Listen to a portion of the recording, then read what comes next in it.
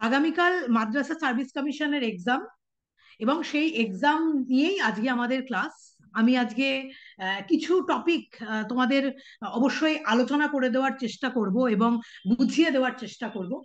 আমি আশা রাখছি যে টোটাল সিলেবাস তোমরা এই কদিনে নিশ্চয়ই পড়ে কভার করেছো। অনেকদিন থেকেই কিন্তু পরীক্ষার একটা ইঙ্গিত বা আভাস পাওয়া যাচ্ছিল, এবং হঠাৎ করেই পরীক্ষার ডেট ডিক্লিয়ার করা হয়েছে, এবং মার্চ মাসে যথারীতি কিন্তু সেই বিষয়ের উপরে পরীক্ষা হচ্ছে। এবং আমি খুব আশা রাখছি আপকামিং খুব সামনেই এসএলএসটির পরীক্ষা হবে, এবং তোমরা যারা ভালো করে বই পড়ে ভালো করে প্রিপারেশন নেবে তারাই শুধুমাত্র কিন্তু এই পরীক্ষাগুলো, কম্পিটিশন খুব হাই হবে, অর্থাৎ কোয়েশ্চেন হয়তো অপেক্ষাকৃত সহজ হবে।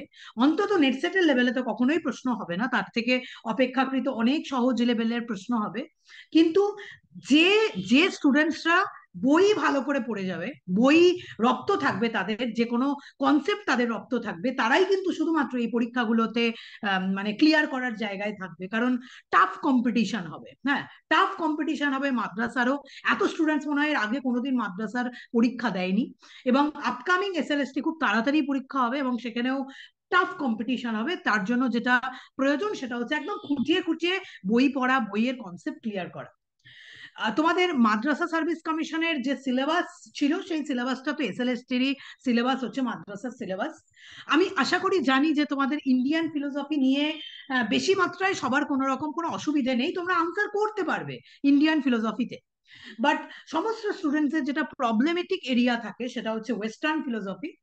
আমি আজকের ক্লাসে একটু আলোচনা করে দেওয়ার চেষ্টা করব যে ওয়েস্টার্ন ফিলোসফিতে কোন ধরনের প্রশ্ন বা কোন টপিকের উপরে প্রশ্ন কিন্তু হতে পারে।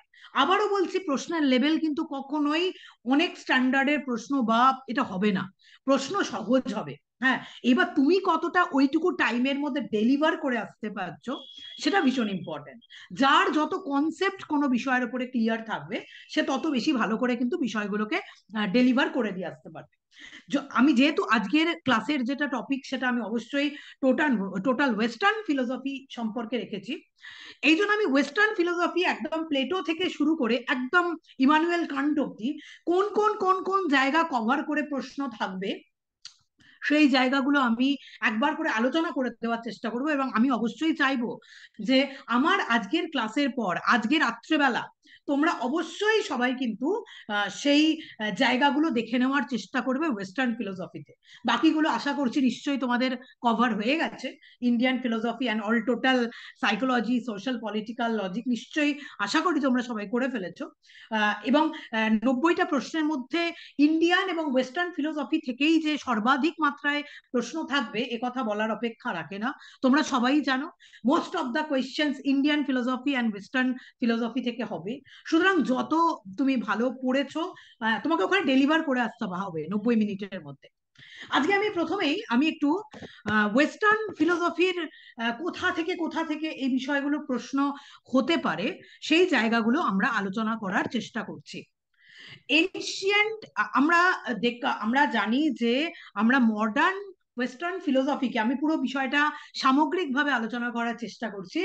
আমরা মডার্ন ওয়েস্টার্ন ফিলোসফি আমরা জানি আধুনিক পাশ্চাত্য দর্শন, সেটা আমরা শুরু করি মোটামুটি ভাবে রেনে ডেকার্টের দর্শন থেকে, কিন্তু আমরা আধুনিক পাশ্চাত্য দর্শন শুরু করি। কিন্তু তার পূর্বে আমরা কিন্তু এনশিয়েন্ট গ্রিক ফিলোসফারদের পাই, এবং যেখানে কিন্তু খুব ইম্পর্টেন্ট টপিক যেখান থেকে তোমাদের প্রশ্ন হতে পারে সেটা হচ্ছে সক্রেটিস, প্লেটো এবং অ্যারিস্টটল। সক্রেটিস, প্লেটো এবং অ্যারিস্টটল, এই তিনটে টপিকের ওপর তোমাদের অবশ্যই ভাবে কিন্তু প্রশ্ন হবে। এবং তার সাথে সাথে রিলেটেড, হ্যাঁ, যেহেতু প্লেটোর দর্শনের সাথে খানিকটা রিলেটেড সোফিস্টদের দর্শন, হ্যাঁ, সেখান থেকেও কিন্তু প্রশ্ন হতে পারে। যদিও তোমাকে এই প্রশ্নটা ওরা করতে পারে, সিলেবাসের বাইরে হলেও এই প্রশ্ন আসা খুব সঙ্গত, যে হচ্ছে তোমার মানে প্রথম আমাদের পাশ্চাত্য দর্শনের জনক কাকে বলা হয়, এবং তাদের যে মূল থিওরি গুলো রয়েছে, এইখান থেকে কিন্তু প্রশ্ন আসার সমূহ সম্ভাবনা রয়েছে। যে থেলস জলকে কিন্তু প্রাইম কন্টেন্ট বলেছেন, উপাদান বলেছেন। থেলস কি বলেছেন, অ্যানাক্সিমেন্ডার কি বলেছেন, অ্যানাক্সিমেনিস কি বলেছেন, পিথাগোরাস কাকে মূল উপাদান হিসাবে স্বীকার করেছেন, এই কনসেপ্ট গুলোর ওপর থেকে কিন্তু তোমাদের প্রশ্ন থাকবে। এবং বিশেষ করে প্রশ্ন থাকা উচিত, থেলস জলকে স্বীকার করেছেন, অ্যানাক্সিমেন্ডার বাউন্ডলেস মাসকে স্বীকার করেছেন, অ্যানাক্সিমেনিস বায়ুকে স্বীকার করেছেন, পিথাগোরাস নাম্বারকে স্বীকার করেছেন, হেরাক্লিটাস আগুনকে স্বীকার করেছেন। এই যে কনসেপ্ট গুলো, এই এই এই কটা দার্শনিক কিন্তু অন্য দার্শনিকের থেকে অনেক বেশি ইম্পর্টেন্ট, এই এই কজন দার্শনিক। এবং তাদের যে প্রাইমারি কন্টেন্ট, তারা কি কি জগতের উৎপত্তির বিষয়ে তারা কি স্বীকার করেছেন, এই থিওরির ওপর থেকে কিন্তু প্রশ্ন আসতে পারে। এটার জন্য কিন্তু রেডি থাকবে। এটা ভাববে না যে এটা আমার out of the syllabus question, এটা আউট অফ দ্য সিলেবাস মোটেও না, এখান থেকে কিন্তু প্রশ্ন থাকতে পারে। সো থেলস থেকে দেখে যাবে প্রত্যেকের, হ্যাঁ, প্রত্যেকের যত দার্শনিক রয়েছে, Thales, Anaximander, অ্যানাক্সিমেনিস, আয়োনিয়ান্স, Pythagoras, Heraclitus, Democritus. ডেমোক্রিটাসের অ্যাটমস থিওরি অবশ্যই দেখে যাবে। ডেমোক্রিটাস প্রথম এই জগতের উৎপত্তির ব্যাপারে অ্যাটমকে স্বীকার করেছেন, এবং তার মতে অ্যাটম হচ্ছে জড়, এটাও কিন্তু দেখে যাবে। হ্যাঁ, ইন্ডিয়ান ফিলোসফারদের মধ্যে বৈশেষিক দর্শন পরমাণুবাদের সমর্থক, এবং এই দিকে কিন্তু ডেমোক্রেটাস অ্যান্ড লিউকিপ্পাস এরা কিন্তু অ্যাটমিজমের সমর্থক, জগতের উৎপত্তির বিষয়ে তারা অ্যাটম থিওরি স্বীকার করেছেন। এই অ্যাটমস গুলো হচ্ছে তাদের কাছে কিন্তু জড়, হ্যাঁ, তাদের অ্যাটমস এর প্রকৃতি হচ্ছে অ্যাটমস জড়, এইটা কিন্তু আসতে পারে। হেরাক্লিটাস আগুনকে স্বীকার করেছেন। হ্যাঁ, এই কটা থিওরি এখান থেকে কিন্তু প্রশ্ন আসবে। হ্যাঁ, তারপরে যদি আমি সোফিস্ট ফিলোসফিতে চলে আসি, মানে একদম প্রাইমারি লেভেলের প্রশ্ন যেখান থেকে অবশ্যই প্রশ্ন আসার সম্ভাবনা 100%, তারপরে হচ্ছে তোমার এই যে সোফিস্ট ফিলোসফি। সোফিস্ট ফিলোসফারদের মধ্যে দুজন দার্শনিকের আমরা দেখতে পাই, একজন হচ্ছেন প্রোটাগোরাস এবং আরেকজন হচ্ছেন জর্জিয়াস। জর্জিয়াসকে এর মধ্যে নিহিলিস্ট বলা হয়। হ্যাঁ, শূন্য, শূন্য থেকে এই সবকিছুর উৎপত্তি, নিহিলিস্ট বলা হয় কিন্তু জর্জিয়াসকে।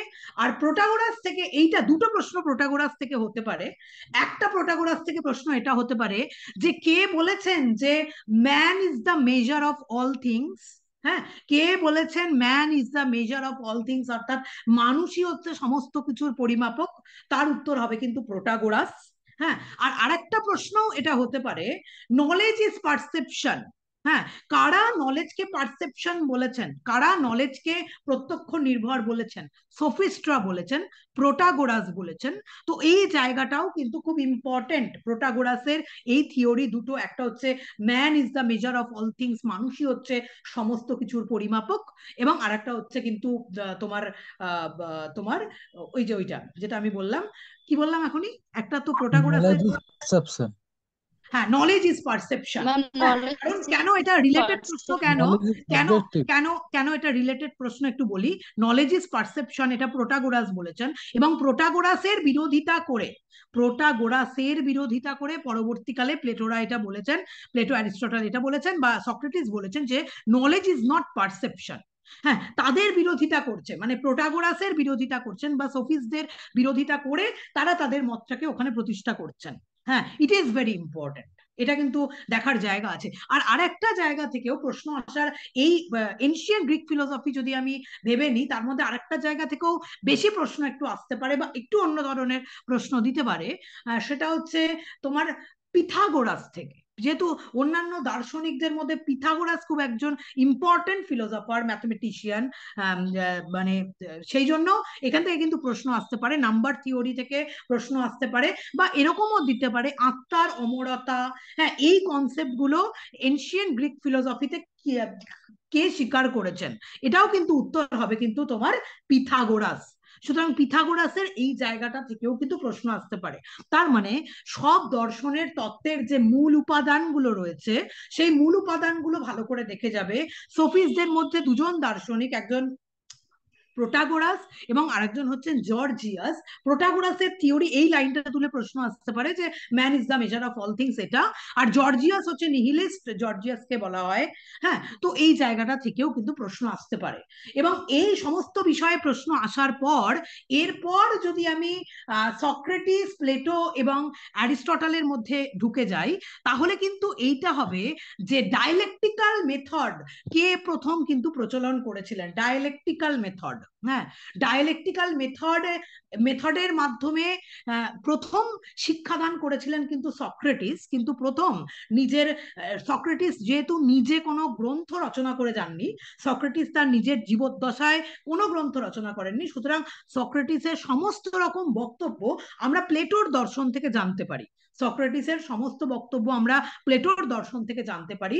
এবং এই ক্ষেত্রে ভীষণভাবে ইম্পর্টেন্ট যে প্লেটো কি কি গ্রন্থ রচনা করেছিলেন, এবং সমস্ত গ্রন্থ, বিশেষ করে রিপাবলিক নামক প্লেটোর যে গ্রন্থ, প্লেটোর অনেকগুলো গ্রন্থ থেকে সাধারণত প্রশ্ন থাকে। হ্যাঁ, যেমন একটা বলছি ক্রিটো। হ্যাঁ, অনেকগুলো নাম আছে, একটা হচ্ছে ক্রিটো, একটা হচ্ছে অ্যাপোলজি, একটা হচ্ছে রিপাবলিক, একটা হচ্ছে সিম্পোজিয়াম, একটা হচ্ছে ফেডো, একটা হচ্ছে মেনো, একটা থিয়েটেটাস। এই গ্রন্থগুলো থেকে খুব প্রশ্ন থাকে।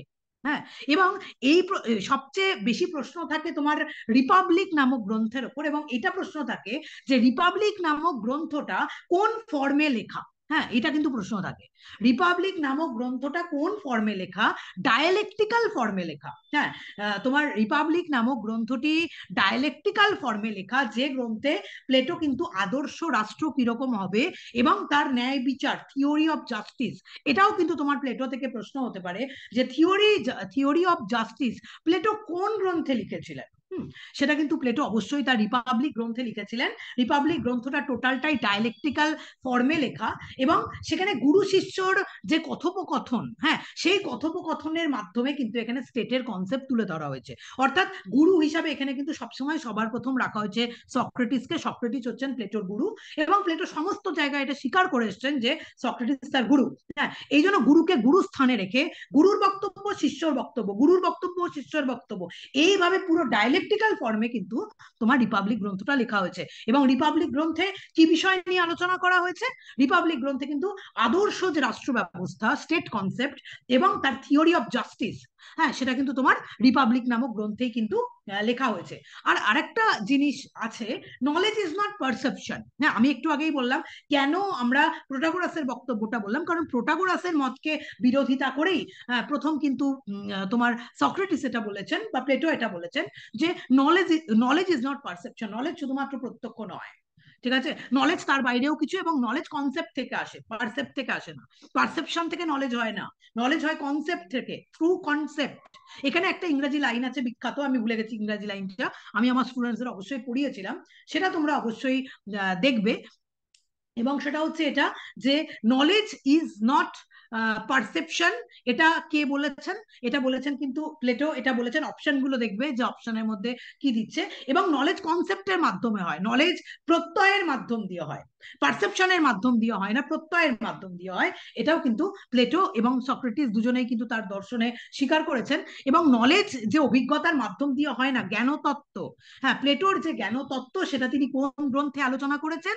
প্লেটোর যে জ্ঞানতত্ত্ব সেটা কিন্তু তিনি থিয়েটেটাস গ্রন্থে আলোচনা করেছেন। তাহলে রিপাবলিক গ্রন্থে তিনি আদর্শ রাষ্ট্র ব্যবস্থা আর ন্যায় বিচার প্রসঙ্গে আলোচনা করেছেন, এবং থিয়েটেটাস গ্রন্থে কিন্তু তিনি জ্ঞান কি নয়, হ্যাঁ, জ্ঞান কি নয় বলতে তিনি সফিস্টদের মতকে বিরোধিতা করছেন, বিরোধিতা করে কিন্তু তিনি এখানে নিজের মতকে প্রতিষ্ঠা করছেন। সো গ্রন্থগুলোর নাম একটু ভালো করে জেনে যাবে, রিপাবলিক, ফেডো, থিয়েটেটাস, ক্রিটো, অ্যাপোলজি, এগুলো হচ্ছে প্লেটোর গ্রন্থ।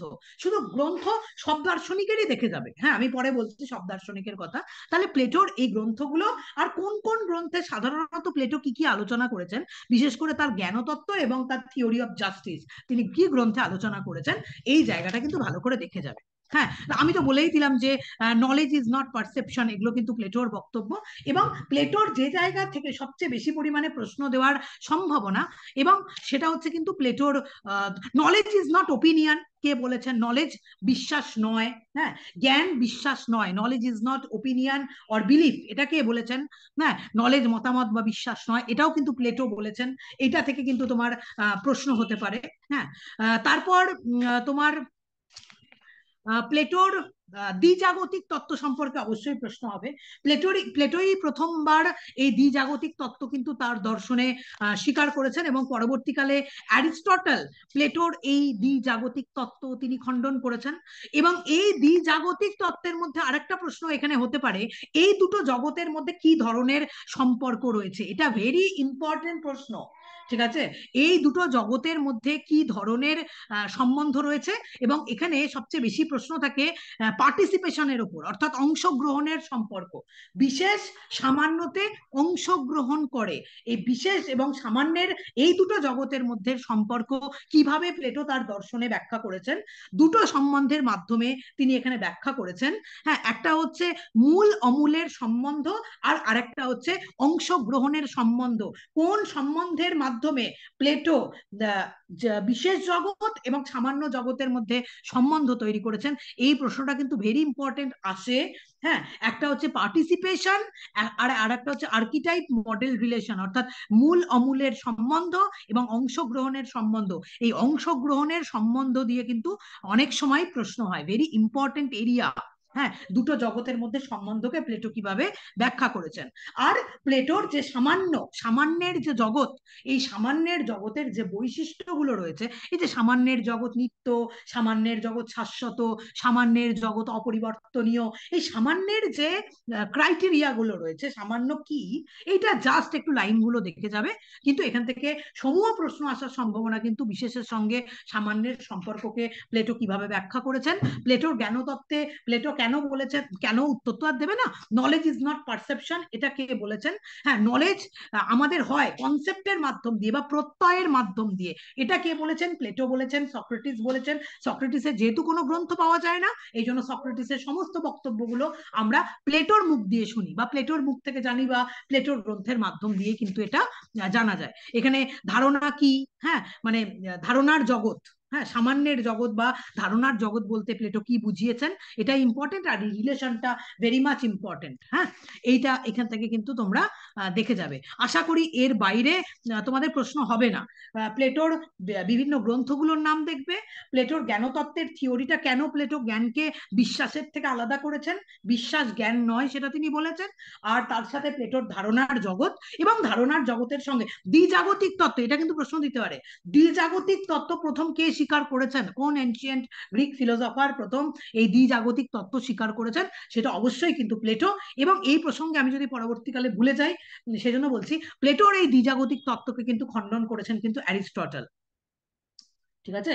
হ্যাঁ, অ্যারিস্টটল হচ্ছে রিয়ালিজম এর সমর্থক, আর বলা হয় প্লেটো হচ্ছে আইডিয়ালিস্টিক ফিলোসফার, আইডিয়ালিজমের সমর্থক, অবজেক্টিভ আইডিয়ালিজমের সমর্থক প্লেটো। আর প্লেটো কিন্তু অ্যারিস্টটল কিন্তু একজন রিয়ালিস্ট। হ্যাঁ, প্লেটোর এই দ্বিজাগতিক তত্ত্বকে কিন্তু অ্যারিস্টটল খণ্ডন করেছেন, এবং প্লেটোর ধারণা তত্ত্বকে খণ্ডন করতে গিয়ে, এখান থেকে আরেকটা প্রশ্ন তোমার এখানে দিতে পারে, প্লেটোর ধারণা তত্ত্বকে খণ্ডন করতে গিয়ে অ্যারিস্টটলের কোন আর্গুমেন্ট বিশ্ববিখ্যাত, এবং সেটা হচ্ছে অ্যারিস্টটলের থার্ড ম্যান আর্গুমেন্ট, তৃতীয় মানব যুক্তি কে দিয়েছেন, কার বিরুদ্ধে দিয়েছেন? প্লেটোর ধারণা তত্ত্বের বিরুদ্ধে অ্যারিস্টটল এই থার্ড ম্যান আর্গুমেন্ট বা তৃতীয় মানব যুক্তি, হ্যাঁ এই যুক্তি কিন্তু অ্যারিস্টটল দিয়েছেন। অনেকে কিন্তু এখানে ভুল করে এর উত্তর প্লেটো করতে পারো, যে থার্ড ম্যান আর্গুমেন্ট কে দিয়েছেন, প্লেটো দিয়েছেন না, থার্ড ম্যান আর্গুমেন্ট অ্যারিস্টটল দিয়েছেন।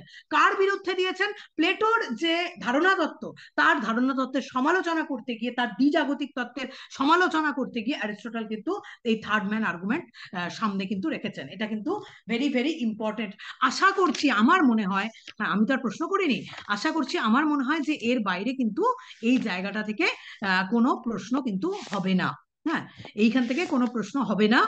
এরপরে যে জায়গাটায় আমি চলে আসব, প্লেটোর পরে যে জায়গাটায় আমি চলে আসব, সেটা হচ্ছে অ্যারিস্টটল। ভেরি ভেরি ইম্পর্টেন্ট একজন ফিলোসফার। অনেক কিছু আমরা যখন প্লেটো অ্যারিস্টটলের ক্লাস করেছি, আমরা অনেক কিছু এখান থেকে বুঝেছি বা জেনেছি।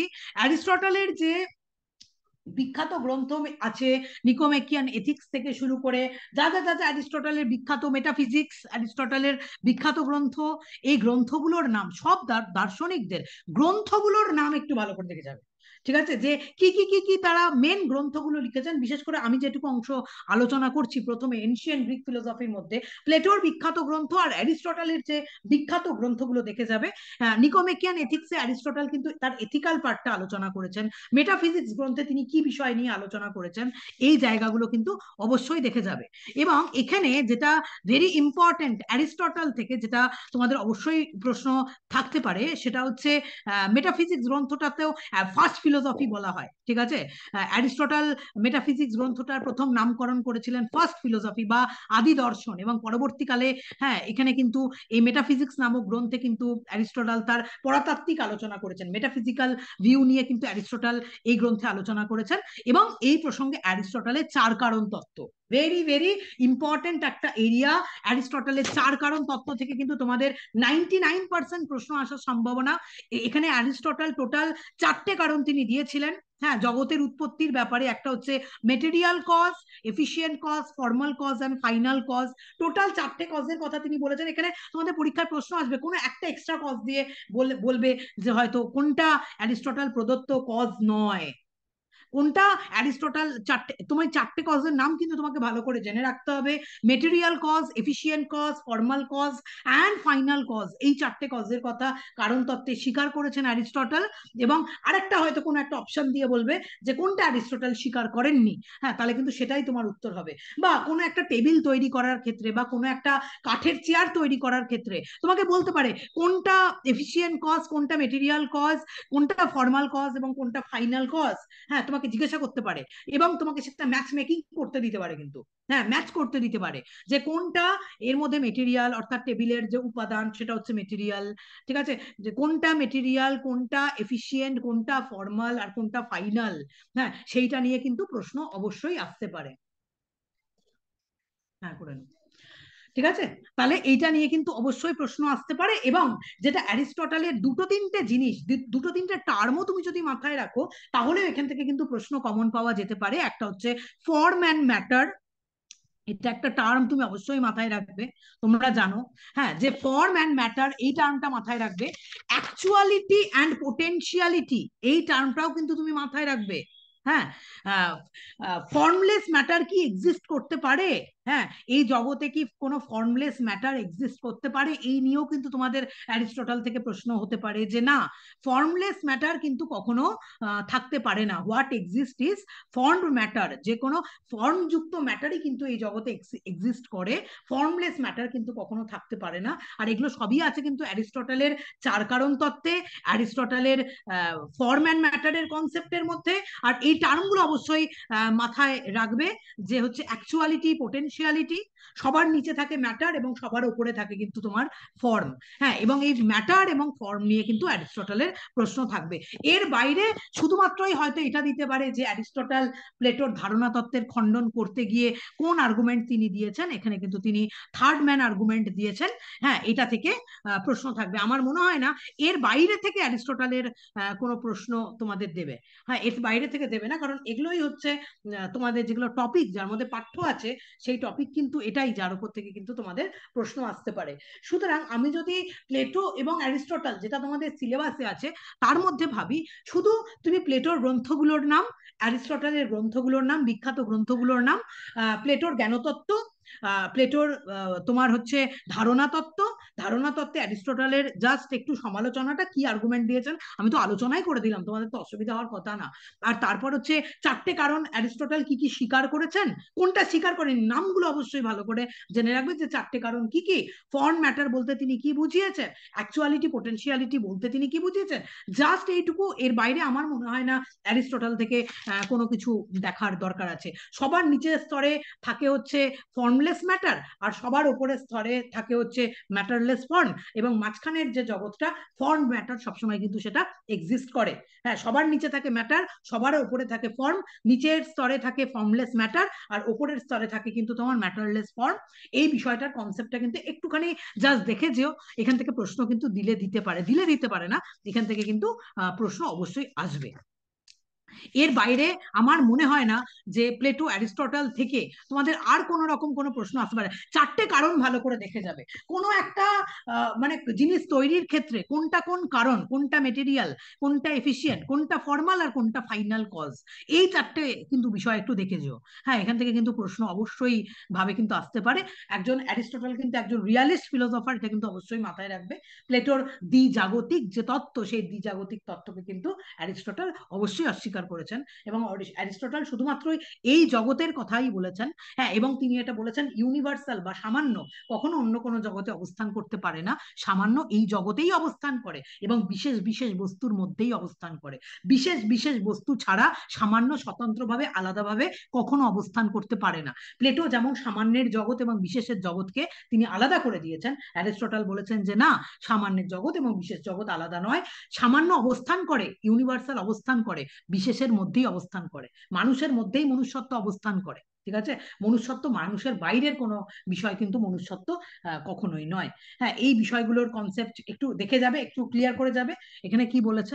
তাহলে আশা করি এখান থেকে সব প্রশ্ন তোমরা কমন পাবে, সমস্ত প্রশ্নের উত্তর কিন্তু তোমরা এইটুকু জায়গার মধ্যে থেকে তোমরা অবশ্যই করতে পারবে। এইবার আমি যদি ইন জেনারেল, হ্যাঁ, তোমাদের মডার্ন ওয়েস্টার্ন ফিলোসফির কথাটা ভাবি, প্রথমে এই তিনটে পোর্শনের মধ্যে পুরো বিষয়টাকে তোমাকে ভাগ করতে হবে। একটা হচ্ছে বুদ্ধিবাদ। হ্যাঁ, আমরা জানি যে রেনে ডেকার্ট, ভেনেডিক্ট ডি স্পিনোজা আর লাইবনিজ, এরা তিনজন হচ্ছেন কিন্তু তোমার বুদ্ধিবাদী দার্শনিক। লক, বার্কলে এবং হিউম, এই তিনজন হলেন কিন্তু অভিজ্ঞতাবাদী দার্শনিক। এবং বিচারবাদী দার্শনিক হিসেবে আমরা কিন্তু অবশ্যই ইমানুয়েল কান্টকে রেখেছি। ইমানুয়েল কান্ট হচ্ছেন গ্রেট জার্মান ফিলোসফার, আমরা জানি। এটা হচ্ছে ইমানুয়েল কান্ট।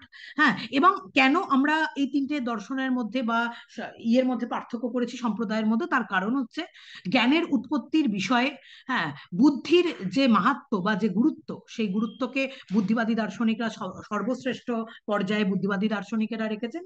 হ্যাঁ, তারা বুদ্ধির গুরুত্বকে স্বীকার করেছেন, তারা তাদের দর্শনে সহজাত ধারণার গুরুত্বকে বা innate ideas, very very important একটা টপিক যেখান থেকে প্রশ্ন আসতে পারে, ইনেট আইডিয়াস বা সহজাত ধারণা। হ্যাঁ, ডেকার্ট বলেছেন, ডেকার্ট সহজাত ধারণার কথা প্রথম স্বীকার করেছেন। আমি যদি প্রথম একটু একটু ইন জেনারেল আগে বলে দিতে চাই, দার্শনিকদের নামগুলো তোমরা ভালো করে দেখে যাবে, যে ডেকার্ট, স্পিনোজা, লাইবনিজ বুদ্ধিবাদী, লক, বার্কলে, হিউম অভিজ্ঞতাবাদী, আর ইমানুয়েল কান্ট হচ্ছেন বিচারবাদী।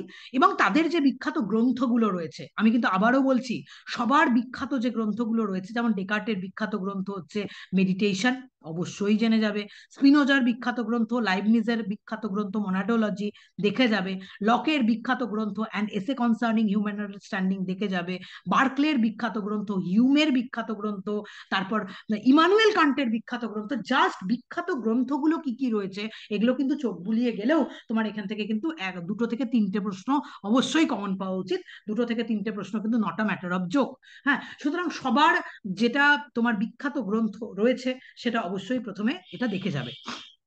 এইবার আমি যদি শুধুমাত্র বুদ্ধিবাদী দার্শনিকদের ক্ষেত্রে ফোকাস করি, শুধু বুদ্ধিবাদী, ডেকার্ট, স্পিনোজা এবং লাইবনিজ, প্রথমেই এই তিনজন দার্শনিকের মধ্যে কমন দ্রব্যের যে সংজ্ঞা, হ্যাঁ, থিওরি অফ সাবস্টেন্স, দ্রব্যের যে সংজ্ঞা, ডেকার্ট কি বলেছেন, স্পিনোজা কি বলেছেন, লাইবনিজ কি বলেছেন, এবং তাদের দর্শনে কে কটা দ্রব্য স্বীকার করেছেন, কে কটা সাবস্টেন্স তার দর্শনে স্বীকার করেছেন।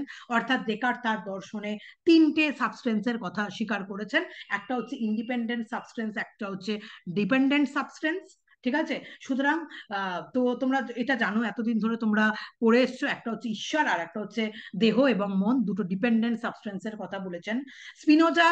এবং দ্রব্যের সংজ্ঞার ক্যারেক্টারিস্টিক্সটা দিয়ে তোমাদের প্রশ্ন আসতে পারে যে ডেকার্ট যে দ্রব্যের সংজ্ঞা দিয়েছেন, সেই ক্ষেত্রে দ্রব্যের কি প্রকৃত স্বরূপ। দ্রব্যের স্বরূপ হচ্ছে এটা যে দ্রব্য নিজের অস্তিত্বের জন্য কারোর ওপর কখনো নির্ভর করে না, এটা হচ্ছে দ্রব্যের প্রকৃত স্বরূপ, দ্রব্যের সংজ্ঞা, ডেকার্ট প্রদত্ত দ্রব্যের সংজ্ঞা। ঠিক আছে, এবং এই সংজ্ঞা অনুযায়ী ডেকার্ট তিনটে দ্রব্য স্বীকার করেছেন, একটা হচ্ছে ঈশ্বর, একটা হচ্ছে দেহ এবং আর একটা হচ্ছে মন। হ্যাঁ, এই কনসেপ্ট থেকে প্রশ্ন আসবেই, আসতে পারে। হ্যাঁ, এবং এই স্পিনোজা ডেকার্টের মতের বিরোধিতা করে ডেকার্টেরই দ্রব্যের সংজ্ঞা তিনি এটা গ্রহণ করলেন যে দ্রব্য হলো তাই যা যা নিজের অস্তিত্বের জন্য কারোর উপর নির্ভর করে না, তিনি এটা বললেন। এবং তিনি বললেন কিন্তু যে না, ডেকার্টের দ্রব্যের সংজ্ঞা যদি গ্রহণ করতে হয় তাহলে দ্রব্য কিন্তু তিনটে নয়, দ্রব্য কিন্তু একটাই, এবং তার কাছে কিন্তু দ্রব্য হচ্ছে, দ্রব্য ইকুয়ালস টু ঈশ্বর ইকুয়ালস টু প্রকৃতি। ঠিক আছে, তার কাছে দ্রব্য একটাই। তার মানে এইখান থেকে তোমাদের একটা প্রশ্ন আসতে পারে, তিনটে কমন জায়গা ডেকার্ট, স্পিনোজা এবং লাইবনিজের মধ্যে, তিনজনেই বুদ্ধিবাদী দার্শনিক। ডেকার্ট হচ্ছেন ডুয়ালিস্ট, স্পিনোজা হচ্ছেন মনিস্ট এবং লাইবনিজ হচ্ছেন প্লুরালিস্ট ফিলোসফার। এইখান থেকে কিন্তু প্রশ্ন আসতে পারে। হ্যাঁ, ডেকার্ট হচ্ছেন ডুয়ালিস্ট, স্পিনোজা হচ্ছেন মনিস্ট এবং লাইবনিজ হচ্ছেন প্লুরালিস্ট, কারণ লাইবনিজের মতে দ্রব্য বা সাবস্টেন্স হচ্ছে বহু, এবং তার দর্শনের দ্রব্য হচ্ছে কিন্তু তোমার monad. Monad theory very very important according to Leibniz. এইখান থেকে দ্রব্য কি, দ্রব্যের সংজ্ঞা, হ্যাঁ, এই জায়গা কিন্তু প্রশ্ন আসে। আর আরেকটা জায়গায় দ্রব্যের প্রশ্ন আসে, ভালো করে বুঝে নেবে এটা, যে ডেকার্টের যে দ্রব্যের সংজ্ঞা সেটা তো স্পিনোজা স্বীকার করেছেন। হ্যাঁ, সেটা হচ্ছে ডেকার্ট বলেছেন যে দ্রব্য হলো এমনই, বা দ্রব্য হলো তাই যা নিজের অস্তিত্বের জন্য অন্য কোনো কিছুর উপরে নির্ভর করে না। এটা ডেকার্ট বলছেন, এবং স্পিনোজা ডেকার্টের দ্রব্যের এই সংজ্ঞা গ্রহণ করে নিয়েছেন। হ্যাঁ, কিন্তু লাইবনিজ বলছেন যে দ্রব্যের প্রকৃত স্বরূপ হচ্ছে সক্রিয়তা, সেলফ, সেলফ, মানে স্বসক্রিয়, সে নিজেই নিজে সক্রিয়, তার সক্রিয়তার জন্য অন্য কোনো কিছুর প্রয়োজন হয় না। এইখান থেকেও কিন্তু তোমাদের প্রশ্ন আসতে পারে যে দ্রব্যের প্রকৃত কি বৈশিষ্ট্য। হ্যাঁ, অ্যাকর্ডিং টু ডেকার্ট এবং অ্যাকর্ডিং টু লাইবনিজ, হ্যাঁ, লাইবনিজের মতে কিন্তু দ্রব্য হলো তাই যা নিজের অস্তিত্বের জন্য কারোর উপর নির্ভর করে না, এটা বলছে না। লাইবনিজ বলছে আত্মসক্রিয়তাই হচ্ছে কিন্তু তোমার দ্রব্যের লক্ষণ, এটা লাইবনিজের মতে। আবার এদের মতে হচ্ছে দ্রব্য হলো তাই যা নিজের অস্তিত্বের জন্য কারোর উপর নির্ভর করে না। এইখান থেকে কিন্তু প্রশ্ন আসবে দ্রব্যের সংখ্যা কটা। হ্যাঁ, এবং এই তোমার ডেকার্টের যে ডুয়ালিস্ট, ডেকার্ট ডুয়ালিস্ট, দ্বৈতবাদী, ডেকার্টকে দ্বৈতবাদী দার্শনিক বলা হয়, স্পিনোজাকে একত্ববাদী বা মনিস্ট ফিলোসফার বলা হয়, আর লাইবনিজকে প্লুরালিস্ট বলা হয়, কারণ তার মতে দ্রব্য হচ্ছে মোনাড। হ্যাঁ, এবং এই মোনাড হচ্ছে অসংখ্য। আর আমি যখন তোমাদের মোনাড থিওরি পড়েছি, আর একটা জিনিসও এখানে আমি তোমাদের আলোচনা করেছি, যে লাইবনিজের মোনাডও হচ্ছে এক একটা অ্যাটমস বা এক একটা পরমাণু, কিন্তু সেই পরমাণুগুলো কিন্তু স্পিরিচুয়াল, সেই পরমাণুগুলো কিন্তু জড় নয়, মেটেরিয়াল নয়। তার মানে পরমাণু তত্ত্ব হচ্ছে প্রথম, আমি যেটা আজকের আলোচনা শুরু করলাম, যে পরমাণু তত্ত্ব প্রথম কিন্তু ডেমোক্রিটাসের দর্শনে, লিউকিপাসের দর্শনে জগতের উৎপত্তির বিষয়ে পরমাণুবাদ স্বীকৃত। আবার এই দিকেও লাইবনিজের দর্শনেও কিন্তু পরমাণুবাদ স্বীকৃত, কারণ মোনাড হচ্ছে এক একটা পরমাণু। কিন্তু ডেমোক্রিটাসের দর্শনের সঙ্গে লাইবনিজের দর্শনের পার্থক্য আছে, তার পরমাণুবাদের পার্থক্য আছে, ইনক্লুডিং বৈশেষিক দর্শনের পরমাণুর সাথেও লাইবনিজের পরমাণুর পার্থক্য আছে।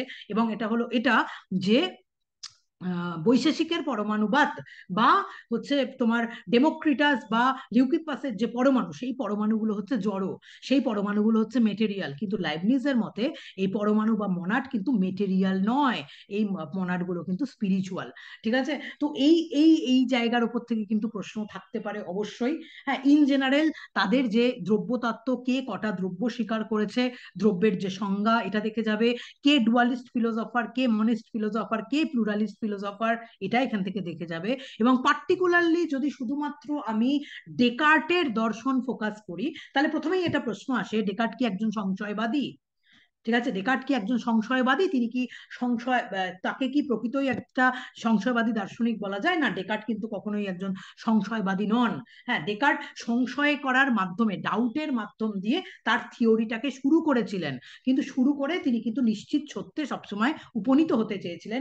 যখনই তোমাদের এরকম প্রশ্ন আসবে যে ডেকার্ট কি একজন সংশয়বাদী, কখনোই ডেকার্ট একজন সংশয়বাদী নন, কারণ তিনি সংশয়কে বা ডাউটকে শুধুমাত্র একটি পদ্ধতি হিসাবে গ্রহণ করেছিলেন, যে পদ্ধতির মাধ্যমে তিনি প্রকৃত সত্যে পৌঁছতে চেয়েছিলেন। এবং সত্যি সত্যি তিনি তার দর্শনের প্রথম যে সিদ্ধান্ত, ডেকার্টের, এখান থেকে তোমাদের প্রশ্ন আসতে পারে যে ডেকার্টের দর্শনের প্রথম সিদ্ধান্ত কি, ডেকার্টের দর্শনের প্রথম সিদ্ধান্ত কি, ডেকার্ট কোন প্রথম সুনিশ্চিত সত্যে উপনীত হয়েছিলেন?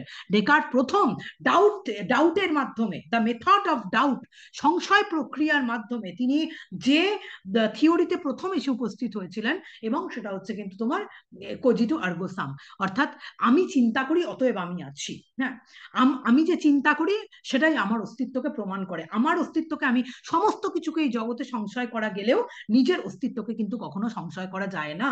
এবং এই প্রসঙ্গে এটাও প্রশ্ন আসতে পারে, ডেকার্ট এই এই যে আমি চিন্তা করি অতএব আমি আছি, এটা কি কোনো একটা ডিডাকটিভ আর্গুমেন্ট? কোনো একটা ডিডাকটিভ আর্গুমেন্টের মাধ্যমে কি ডেকার্ট আমি চিন্তা করি থেকে আমি আছি এই সত্যে উপনীত হয়েছিলেন? না, আমি পড়িয়েছিলাম তোমাদের, এটা কোনো ডিডাকটিভ আর্গুমেন্ট না, এটা কোনো অনুমান নয়, এটা একদম সাক্ষাৎ প্রতিটি ইন্টুইশনের মাধ্যমে তিনি এটাতে উপনীত হয়েছিলেন, যে আমি চিন্তা করি যখন আমি আছি, আমার অস্তিত্বকে, আমি কাউকে সংশয় করছি, মানে সংশয় একটা ক্রিয়া, সংশয় হচ্ছে চিন্তন নামক একটা ক্রিয়া। যদি সত্যি আমি চিন্তা করছি, তার মানে আমি চিন্তা করছি মানে অনায়াসেই, হ্যাঁ, আমার অস্তিত্বটাই তো সেখানে প্রমাণিত হয়, কারণ আমি যদি না থাকি তাহলে চিন্তাটা করছে কে? চিন্তাটা করার জন্য তো যে আছে চিন্তন কর্তা, তার কর্তার অস্তিত্ব এখানে প্রমাণিত হয়।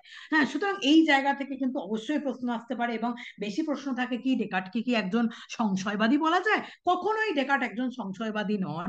হ্যাঁ, তিনি সুনিশ্চিত সত্য জ্ঞান তিনি লাভ করেছিলেন, শুধু তিনি সংশয়কে প্রথম তার দর্শনে একটি পদ্ধতি রূপে তিনি কিন্তু ব্যবহার এখানে করেছিলেন। এটা ভেরি ভেরি ইম্পর্টেন্ট, যে কোন সূত্র থেকে ডেকার্ট তার দর্শন শুরু করেছিলেন। তিনি কজিটো আর্গো সাম দিয়ে শুরু করলেন। হ্যাঁ, কজিটো আর্গো সাম তার দর্শনের হচ্ছে একটা সুনিশ্চিত সিদ্ধান্ত, যার মাধ্যমে তিনি পরবর্তীকালে বাহ্য জগতের অস্তিত্ব, ঈশ্বরের অস্তিত্ব, সমস্ত কিছুকে তিনি প্রমাণ করলেন। প্রমাণের ভিত্তিটাই হচ্ছে আমি আছি। আমি আছি বলেই বাকি জিনিসগুলোকে তিনি কিভাবে প্রমাণ করছেন পরবর্তী আলোচনায় কিন্তু আমরা এগুলো আলোচনা অলরেডি করেছি। এবং এখান থেকে আরেকটা জিনিস ইম্পর্টেন্ট, যে ডেকার্ট কটা দ্রব্য স্বীকার করেছেন। একটা তো ঈশ্বর বললাম, হ্যাঁ, ঈশ্বর হচ্ছেন ইন্ডিপেন্ডেন্ট সাবস্টেন্স, এবং এইদিকে দেহ এবং মন এটা হচ্ছে ডিপেন্ডেন্ট সাবস্টেন্স। এবং এইখানে আরেকটা প্রশ্ন থাকতে পারে, ডিপেন্ডেন্ট সাবস্টেন্সের ক্যারেক্টারিস্টিক্স, অর্থাৎ দেহের ধর্ম হচ্ছে বিস্তৃতি এবং মনের ধর্ম হচ্ছে চেতনা। হ্যাঁ, এই যে দুটো ডিপেন্ডেন্ট সাবস্টেন্স তিনি স্বীকার করেছেন, একটা হচ্ছে বডি, একটা হচ্ছে মাইন্ড। একটা বডির ধর্ম হচ্ছে কিন্তু কিন্তু তোমার বিস্তৃতি সম্পন্ন হওয়া। হ্যাঁ, আর মাইন্ড বা মাইন্ডের মনের কিন্তু ধর্ম হচ্ছে কিন্তু তোমার কনসাসনেস বা চেতনা। হ্যাঁ, এখান থেকেও কিন্তু তোমাদের অবশ্যই প্রশ্ন থাকবে। আর আর একটা জায়গা থেকে তার বাইরে আমার মনে হয় না প্রশ্ন থাকবে, সেটা সবার দর্শন সম্পর্কেই তোমার পড়া উচিত, এবং সেটা হচ্ছে দেহ এবং মন সম্পর্কে প্রত্যেকের বক্তব্য। হ্যাঁ, দেহ মন সম্পর্কে ডেকার্টের বক্তব্য হচ্ছে ক্রিয়া প্রতিক্রিয়াবাদ, এবং কোথায় গিয়ে দেহ এবং মন একে অপরের সঙ্গে মিলিত হয়, পিনিয়াল গ্রন্থিতে গিয়ে দেহ এবং মন একে অপরের সাথে মিলিত হয়ে ক্রিয়া প্রতিক্রিয়াবাদ, দেহ মনের মিথস্ক্রিয়াবাদ যাই বলো না কেন। হ্যাঁ, মাইন্ড বডি ইন্টারাকশনিজম যাকে আমরা ইংরেজিতে বলি, মাইন্ড বডি ইন্টারাকশনিজম, এটা কিন্তু ডেকার্টের দেহ এবং মনের সম্পর্কে ডেকার্টের বক্তব্য। এবং ডেকার্ট কেন, স্পিনোজার বক্তব্য আসতে পারে, লাইবনিজের বক্তব্য আসতে পারে, যে কোনো কারোর বক্তব্য আসতে পারে, আমি ডেকার্টের বক্তব্যটা এখানে এটা বললাম। আর আরেকটা আরেকটা জিনিস মাথায় রাখবে, কার্যকারণ সম্পর্কে। হ্যাঁ, এটাও কিন্তু মাথায় রাখবে যে কার্যকারণ সম্পর্কে মত, বুদ্ধিবাদীদের মত আর অভিজ্ঞতাবাদীদের মত। হ্যাঁ, কার্যকারণ সম্পর্কে বুদ্ধিবাদীদের মত হচ্ছে এন্টেলমেন্ট থিওরি।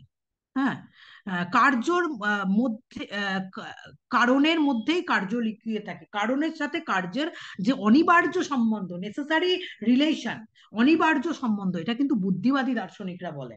ঠিক আছে, বুদ্ধিবাদী দার্শনিকরা এন্টেলমেন্ট থিওরি তিনি কিন্তু স্বীকার করেছেন। দাঁড়া, আমি আরেকবার এটা দেখে বলে দিই। এখান থেকে কিন্তু কার্যকারণ সম্পর্কে বুদ্ধিবাদী এবং অভিজ্ঞতাবাদীদের যে মত, এটা কিন্তু ভেরি ইম্পর্টেন্ট। হ্যাঁ, দাঁড়াও আমি একটা ইয়ে দেখে বলে দিই।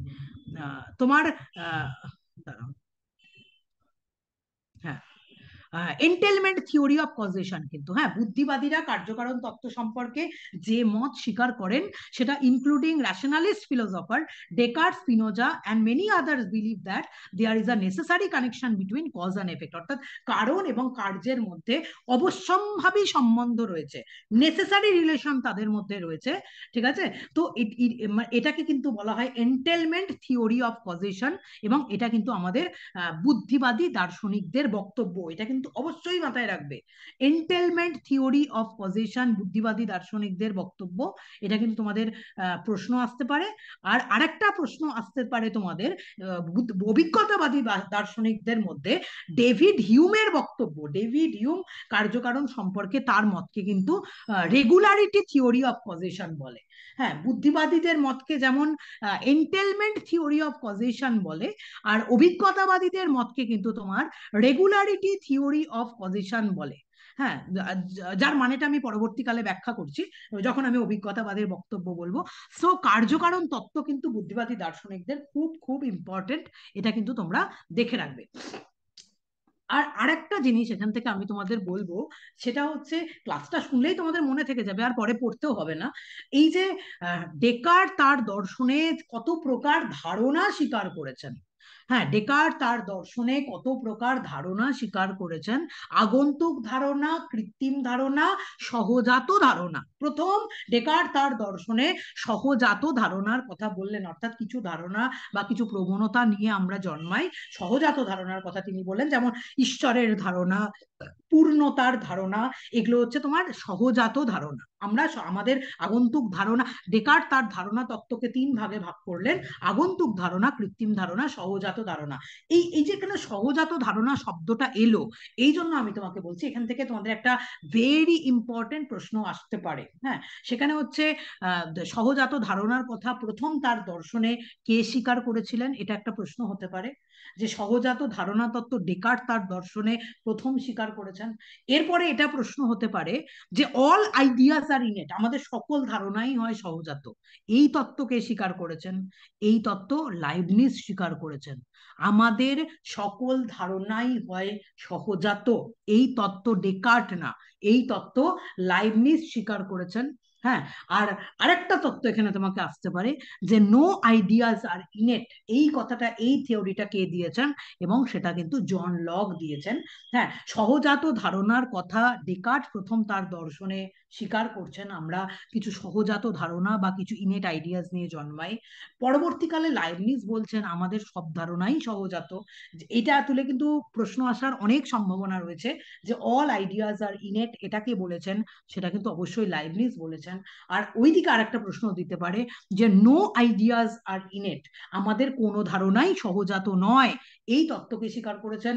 এই তত্ত্ব কিন্তু জন লক স্বীকার করেছেন। সুতরাং এই 3টে মত কিন্তু অবশ্যই খাতার মধ্যে নোট ডাউন করে রাখবে, যেখান থেকে কিন্তু তোমাদের অবশ্যই অবশ্যই প্রশ্ন হতে পারে সহজাত ধারণা সম্পর্কে বুদ্ধিবাদী মত এবং অভিজ্ঞতাবাদী মত। আর এর বাইরে ডেকার্ট থেকে কিছু আসবে না। দেহ মন সম্পর্কে ডেকার্টের মত, ডেকার্টের কোজিটো আর্গো সাম। আর ডেকার্ট কি একজন সংশয়বাদী ছিলেন, কোন সূত্র থেকে ডেকার্ট তার দর্শন শুরু করেছিলেন, জাস্ট আমি যে বিষয়গুলো আলোচনা করলাম, মনে হয় না, আমার মনে হয় না তার বাইরে থেকে কোনো ধরনের কোনো প্রশ্ন দেওয়ার সম্ভাবনা রয়েছে। ঠিক আছে? গড হ্যাঁ বলো। থিওরি আছে না হ্যাঁ, ডেকার্টের? কোনটা? গড থিওরি মানে গড, ঈশ্বর তত্ত্ব। ওই ঈশ্বর তত্ত্ব সম্পর্কে ওই ডেকার্টের ওইটা আসবে, লক্ষণ ভিত্তিক যুক্তি। ঠিক আছে, অন্টোলজিক্যাল আর্গুমেন্ট, হ্যাঁ এটা দিতে পারে। হ্যাঁ, ঈশ্বর তত্ত্ব সম্পর্কে ডেকার্ট কোন থিওরি, কোন তত্ত্বের কথা বলেছিলেন, কোন আর্গুমেন্টের কথা বলেছিলেন, এবং অন্টোলজিক্যাল আর্গুমেন্টের কথা বলেছিলেন। এখান থেকে আর একটা প্রশ্ন তোমাকে দিতে পারে যে ডেকার্টের পূর্ববর্তী কোন দার্শনিক, হ্যাঁ, প্রথম তার ঈশ্বরের ধারণা সম্পর্কে অন্টোলজিক্যাল আর্গুমেন্ট দিয়েছেন, এবং সেটা মনে হয় থমাস অ্যাকুইনাস। অ্যানসেলেমন। অ্যানসেলাম, অ্যানসেলাম নাম। অ্যানসেলাম, অ্যানসেলাম, অ্যান্সেলাম। অ্যানসেলাম প্রথম হচ্ছেন তোমার এই থিওরি দিয়েছেন। তার পরবর্তীকালে ডেকার্ট ঈশ্বরের অস্তিত্বের সপক্ষে কসমোলজিক্যালও দিয়েছেন, অন্টোলজিক্যালও দিয়েছেন। অন্টোলজিক্যাল নিয়ে কিন্তু তোমাদের প্রশ্নটা অবশ্যই থাকবে। হ্যাঁ, এটা এটা প্রশ্ন থাকতে পারে অবশ্যই। এটা কিন্তু আমি সিলেবাসটা আসলে আমার সামনে খোলা নেই, তো এই জন্য আমি বলতে পারছি না যে অন্টোলজিক্যাল আর্গুমেন্ট কিন্তু ডেকার্ট দিয়েছেন, এইখান থেকে কিন্তু তোমাদের প্রশ্ন থাকবে। তারপরে যদি আমি ন্যাশনালিস্ট ফিলোসফার হিসাবে আমি স্পিনোজার দর্শনে আসি, স্পিনোজা একজন মনিস্ট ফিলোসফার, অবশ্যই স্পিনোজা একজন মনিস্ট।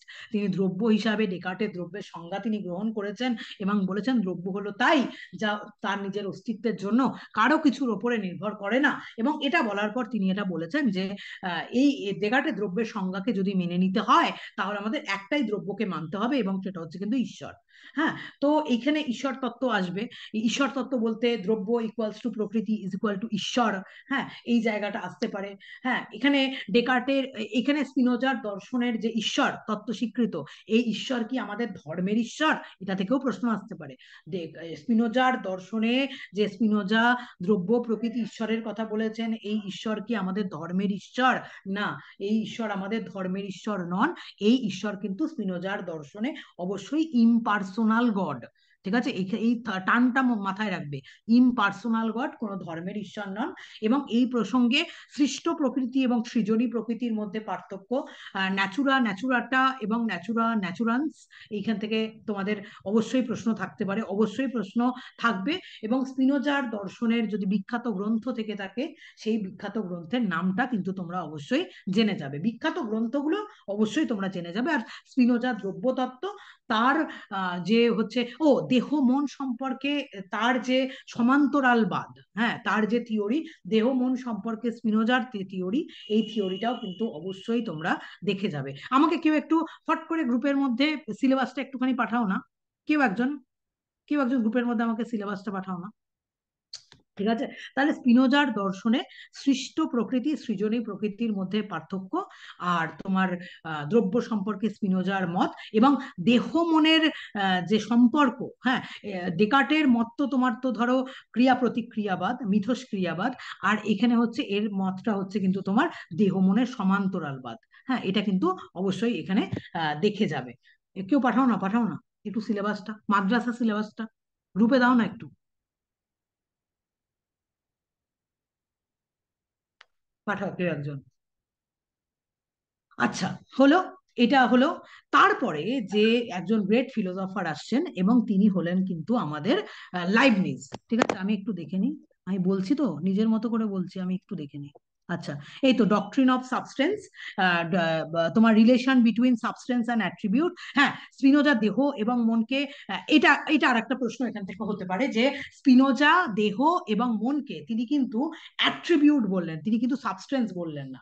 তিনি ডেকার্টের মতো তার দর্শনে তিনটে সাবস্টেন্স না একটা সাবস্টেন্সকে স্বীকার করে তিনি বললেন যে দেহ এবং মন হচ্ছে ঈশ্বরের অসংখ্য অ্যাট্রিবিউটের মধ্যে দুটো অ্যাট্রিবিউট হচ্ছে কিন্তু আমাদের দেহ এবং মন। হ্যাঁ, মোরজের সংজ্ঞা, ঠিক আছে, এটা তোমাকে পরীক্ষার সময় দেবে না, মোরজ হয়তো নাও দিতে পারে। ঠিক আছে, মাইন্ড বডি রিলেশনটা কিন্তু অবশ্যই তোমার এখানে দেবে। হ্যাঁ, মাইন্ড বডি রিলেশন এটা কিন্তু অবশ্যই দেখে যাবে। আর এই টার্মটা এখানে দেখে যাবে যে ইন্টালেকচুয়াল লাভ অফ গড, অর্থাৎ বাংলায় একে বলে আমাদের বুদ্ধি সঞ্জাত ঈশ্বর প্রেম, বা ইন্টালেকচুয়াল লাভ অফ গডের কথা কিন্তু প্রথম স্পিনোজাই তার দর্শনে বলেছিলেন। এইটুকু দেখলেই যথেষ্ট, আমার মনে হয় না এর বাইরে থেকে কিছু প্রশ্ন আসবে। এখানে সাবস্টেন্সটা প্রকৃত দেখে যাবে, সাবস্টেন্স অ্যান্ড অ্যাট্রিবিউট এইটুকু দেখে যাবে। তোমার ন্যাচুরা ন্যাচুরাটা কোনটা, ন্যাচুরা ন্যাচুরান্স কোনটা, সৃষ্ট প্রকৃতি সৃজনী প্রকৃতির পার্থক্য, এটা দেখে যাবে। এইবার হচ্ছে লাইবনিজের মেন বক্তব্য। প্রথমেই আমি লাইবনিজ সম্পর্কে এটা বলবো যে মডার্ন মডার্ন তোমার মডার্ন ফিলোসফির তোমার অ্যারিস্টটল কাকে বলা হয়, লাইবনিজকে বলা হয়। ঠিক আছে, মডার্ন ওয়েস্টার্ন ফিলোসফির অ্যারিস্টটল কিন্তু আমাদের লাইবনিজকে বলা হয়। লাইবনিজের থিওরির মধ্যে তুমি যেটা প্রথম দেখবে, প্রথম কিন্তু লাইবনিজের গ্রন্থগুলোর নাম একটু দেখে যাবে। লা মোনাডোলজি থেকে শুরু করে লাইবনিজ যা যা যা যা গ্রন্থগুলো লিখে গেছেন, বিশেষ করে নিশ্চয়ই তোমাকে মনাড রিলেটেডই প্রশ্ন লাইবনিজ থেকে দেবে। সুতরাং লাইবনিজের প্রথম যে থিওরিটা তোমরা ভালো করে দেখবে, লাইবনিজের দ্রব্যতত্ত্ব। ঠিক আছে, হ্যাঁ, এক্সটেনশন ইজ নট রিয়াল কে বলেছেন? ঠিক আছে, এই লাইনটা তুলে কিন্তু তোমাদের প্রশ্ন হতে পারে। এক্সটেনশন ইজ নট রিয়াল, এটা কে বলেছেন? এটা লাইবনিজ বলেছেন যে এক্সটেনশন ইজ নট রিয়াল। এবং সেখানে মোনাডের যে থিওরি, হ্যাঁ, মোনাডের যে বৈশিষ্ট্যগুলো রয়েছে, মোনাডের যে স্তরভেদগুলো রয়েছে, এই স্তরভেদ এবং বৈশিষ্ট্যগুলো থেকে অবশ্যই তুমি কিন্তু এখানে প্রশ্ন আসতে পারে। মোনাড হচ্ছে গবাক্ষবিহীন।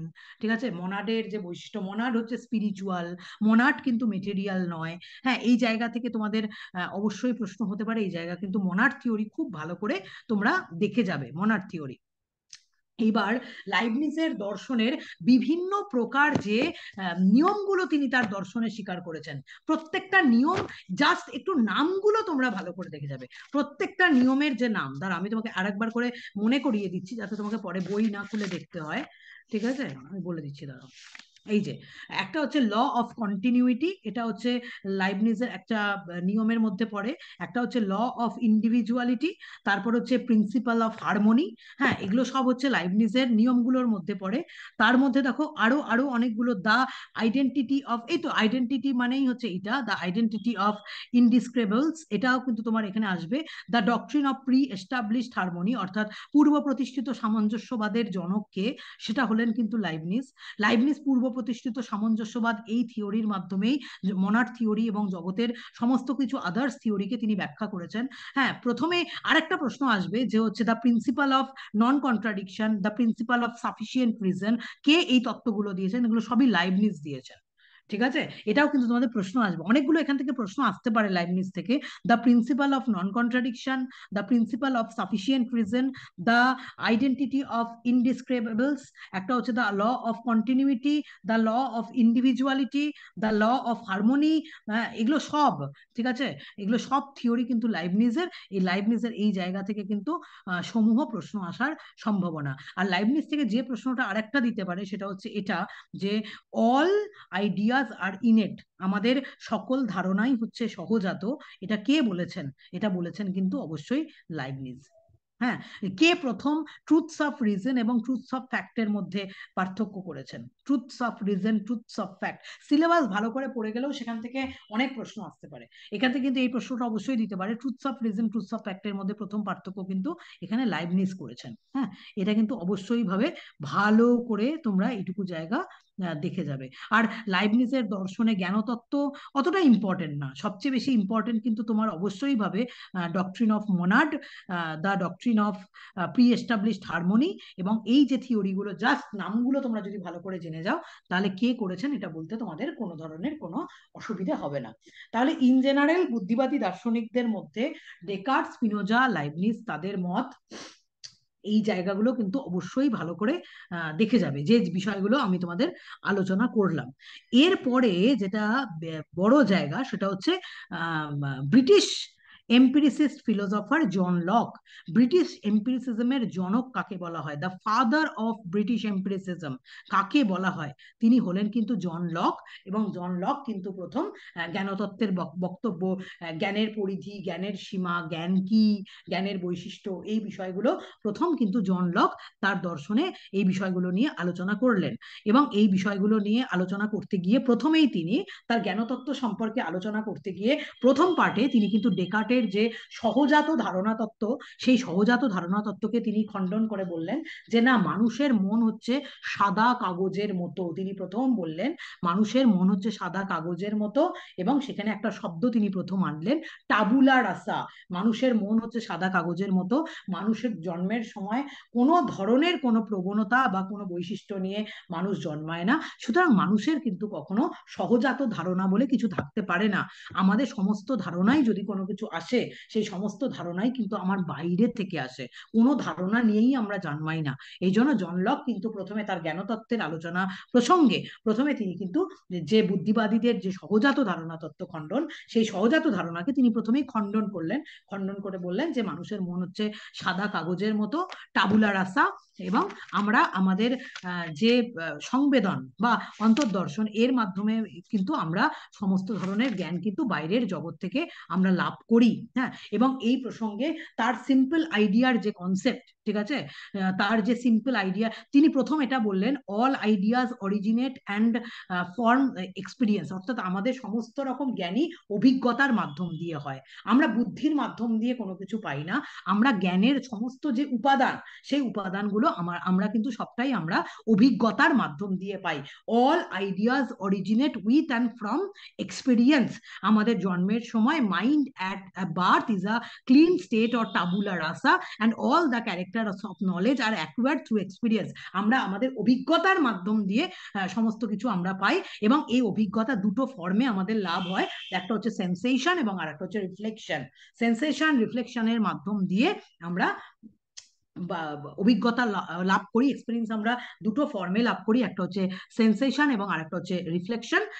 এবং এই জন্য জন লককে কিন্তু প্রথম ব্রিটিশ এম্পিরিসিস্ট ফিলোসফার বা ব্রিটিশ অভিজ্ঞতাবাদী দার্শনিক প্রথম বলা হয়, কারণ তার পূর্বে যারা ছিলেন তারা সবাই কিন্তু আমাদের বুদ্ধিবাদী দার্শনিক, ডেকার্ট, স্পিনোজা এবং লাইবনিজ। তাহলে সেন্সেশন রিফ্লেকশনের মাধ্যমে আমাদের অভিজ্ঞতা হয়, অভিজ্ঞতার মাধ্যম দিয়ে আমাদের প্রথম সিম্পল আইডিয়া হয়, এবং সিম্পল আইডিয়াটাকে পরবর্তী কালে আমরা মেন্টাল অপারেশনসের মাধ্যমে কমপ্লেক্স আইডিয়াতে রূপান্তরিত করি, এবং কমপ্লেক্স আইডিয়াতে রূপান্তরিত হওয়ার ক্ষেত্রে কম্পাউন্ডিং, কম্পেয়ারিং অ্যান্ড অ্যাবস্ট্রাকশন, তিনটে থিওরির মাধ্যমে আমরা শুধুমাত্র বাইরের জগৎ থেকে সরল ধারণা গ্রহণ করি। হ্যাঁ, এবং সেই সরল ধারণাগুলোকে গ্রহণ করে মন আমাদের নিজেদের যে প্রক্রিয়া, একটা হচ্ছে কম্পাউন্ডিং, কম্পেয়ারিং অ্যান্ড অ্যাবস্ট্রাকশন, তার মাধ্যমে কিন্তু মন মেন্টাল অপারেশনসের মাধ্যমে জটিল ধারণা কিন্তু মনের মধ্যেই গঠন করে। সুতরাং তার যে ধারণা তত্ত্ব, লকের যে ধারণা তত্ত্ব, প্রথম পার্টে তো তিনি সহজাত ধারণার অস্তিত্বকে খণ্ডন করেছেন, আর পরের পার্টে গিয়ে তিনি কিন্তু তার জ্ঞানতত্ত্ব ব্যাখ্যা করেছেন, এবং জ্ঞানতত্ত্ব ব্যাখ্যা করে তিনি বলেন ধারণার মাধ্যমে আমাদের জ্ঞান হয়। আর এখানে খুব ইম্পর্টেন্ট একটা প্রশ্ন, যে রিপ্রেজেন্টেটিভ রিয়ালিজম, প্রতিরূপী বস্তুবাদের জনকের, লক একজন বস্তুবাদী দার্শনিক। লক একজন রিয়ালিস্ট ফিলোসফার, লক একজন বস্তুবাদী দার্শনিক, হ্যাঁ, মেটেরিয়ালিস্ট ফিলোসফার লক, ঠিক আছে। এবং তার যে রিপ্রেজেন্টেটিভ রিয়ালিজম অর্থাৎ প্রতিরূপী বস্তুবাদের, তাকে কিন্তু জনক বলা হয়, কারণ তার মতে আমরা কোনো জ্ঞানই সরাসরি পাই না, আমরা পাই তার ধারণা বা প্রতিরূপের মাধ্যম দিয়ে। এই জন্য লক জ্ঞানতত্ত্ব ব্যাখ্যা প্রসঙ্গে প্রথমেই কিন্তু ধারণা তত্ত্ব ব্যাখ্যা করেছেন, কারণ তিনি বলেছেন ধারণার মাধ্যম দিয়ে আমাদের জ্ঞান হয়, ঠিক আছে। এই জন্য তোমাকে পরীক্ষার সময় এখানে প্রশ্ন দিতে পারে যে প্রতিরূপী বস্তুবাদের জনক কাকে বলা হয়। অবশ্যই জন লক হলেন কিন্তু আমাদের প্রতিরূপী বস্তুবাদের জনক।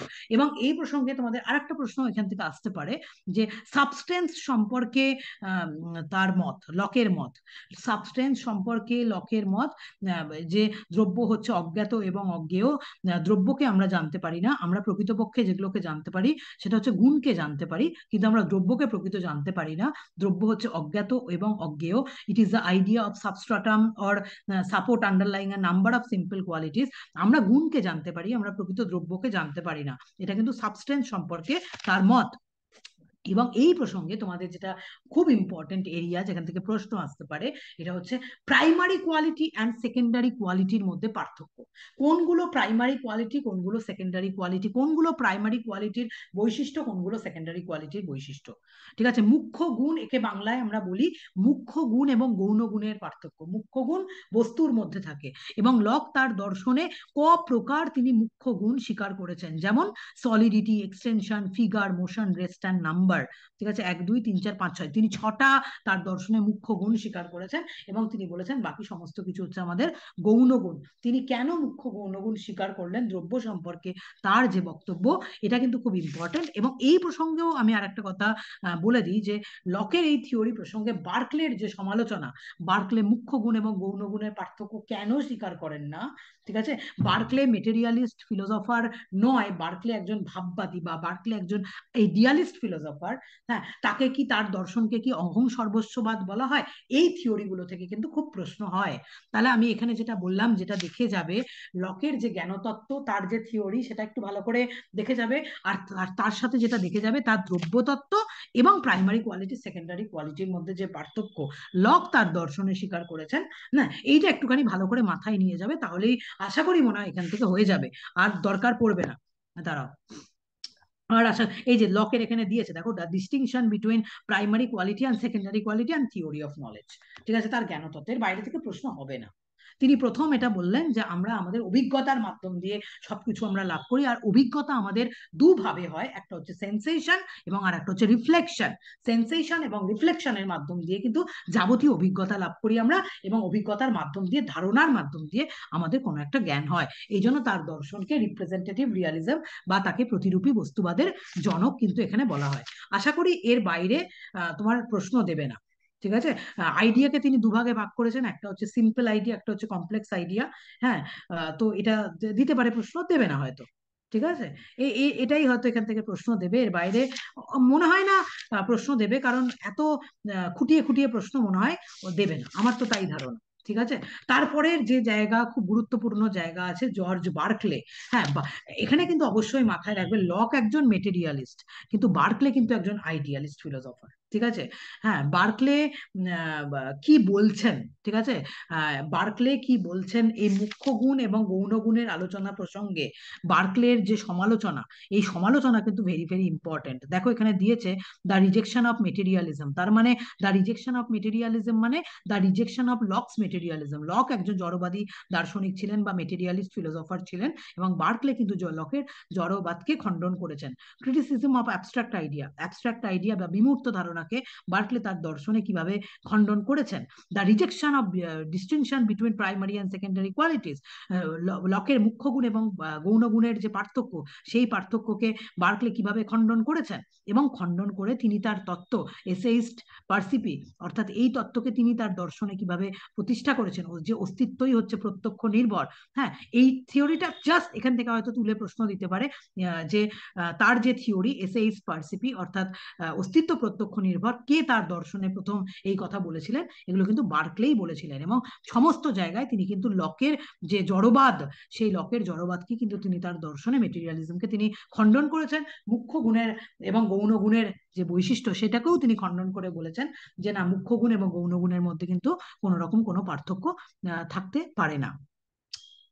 এবং লাস্ট, রোল অফ গড যদিও বার্কলের ফিলোসফিতে দিয়েছে, কিন্তু আমার মনে হয় না রোল অফ গড সম্পর্কে খুব একটা বেশি প্রশ্ন আসবে বলে। তার ঈশ্বর তত্ত্ব দিতেও পারে, বার্কলে ঈশ্বরকে স্বীকার করে অ্যাট লাস্ট কি তিনি তার দর্শনকে অহং সর্বস্ববাদে পরিণত করেছেন? হ্যাঁ, এই প্রশ্ন হলেও হতে পারে, ঠিক আছে, এটা দিতে পারে হয়তো, কিন্তু তার বাইরে আমার মনে হয় না কোনো ধরনের কোনো প্রশ্ন আসার সম্ভাবনা এখানে কোনোভাবেই রয়েছে। হ্যাঁ, কিন্তু একটা কথা এখানে বলবো, তার যে গ্রন্থগুলোর নাম আছে, বার্কলের দর্শনের যে গ্রন্থগুলো আছে, এই গ্রন্থগুলোকে কিন্তু একবার দেখে যেও। লকের বিখ্যাত গ্রন্থ, বার্কলের যে বিখ্যাত গ্রন্থ, এই গ্রন্থগুলোর নাম দেখে যেও। সবটাই তো আমার এখন মনে পড়ছে না, হ্যাঁ, একটু তোমরা দেখে যেও, ঠিক আছে? দাঁড়াও, একবার দেখে নিচ্ছি। এই তো, হ্যাঁ, এই বিশেষ করে এই প্রশ্নটা তো খুব আসে, কিন্তু তার এই গ্রন্থটা নিয়ে খুব আসে, the theory, new theory of vision কার লেখা, নিউ থিওরি অফ ভিশন কার লেখা, এটা কিন্তু জর্জ বার্কলের লেখা। Principle of human knowledge, three dialogues, এগুলো আসে না, বেশি প্রশ্ন আছে এই নিউ থিওরি অফ ভিশন কার লেখা, এটা কিন্তু অবশ্যই মাথায় রাখবে, এটা হচ্ছে কিন্তু বার্কলের লেখা। সুতরাং লক এবং বার্কলের যে বিখ্যাত গ্রন্থ, সেগুলো ভালো করে জেনে রাখবে। আর মুখ্য গুণ গৌণ গুণের পার্থক্যকে বার্কলে কিভাবে তার দর্শনে খণ্ডন করে তার যে তত্ত্ব, অস্তিত্ব প্রত্যক্ষ নির্ভর যে তত্ত্ব তিনি প্রতিষ্ঠা করেছেন, কিভাবে তিনি তার ভাববাদে উপনীত হয়েছেন, এটা একটুখানি জাস্ট জেনে রাখবে, তাহলেই হবে এখান থেকে। আজকের ক্লাসটা করলেও তোমরা মোটামুটি ভাবে বুঝতে পেরে যাবে যে কি কি ধরনের প্রশ্ন হবে। আমি মোটামুটি সব বিষয়ে আলোচনা করছি। আর ডেভিড হিউমের গ্রন্থগুলোর নাম কিন্তু ভেরি ইম্পর্টেন্ট। ডেভিড হিউমের প্রথমেই আমি যেটা বলবো, তার গ্রন্থের নাম কিন্তু অবশ্যই দেখবে, ঠিক আছে? এ ট্রিটিজ অফ হিউম্যান নেচার কার লেখা, অ্যান এনকোয়ারি কনসার্নিং, গুলিয়ে দেবে না, এসে concerning human understanding, an enquiry concerning human understanding, এই গ্রন্থগুলোর মধ্যে গুলিয়ে দেবে না। An enquiry concerning human understanding কিন্তু ডেভিড হিউমের বিখ্যাত গ্রন্থ। এ ট্রিটিজ অফ হিউম্যান নেচার, এটাও ডেভিড হিউমের বিখ্যাত গ্রন্থ।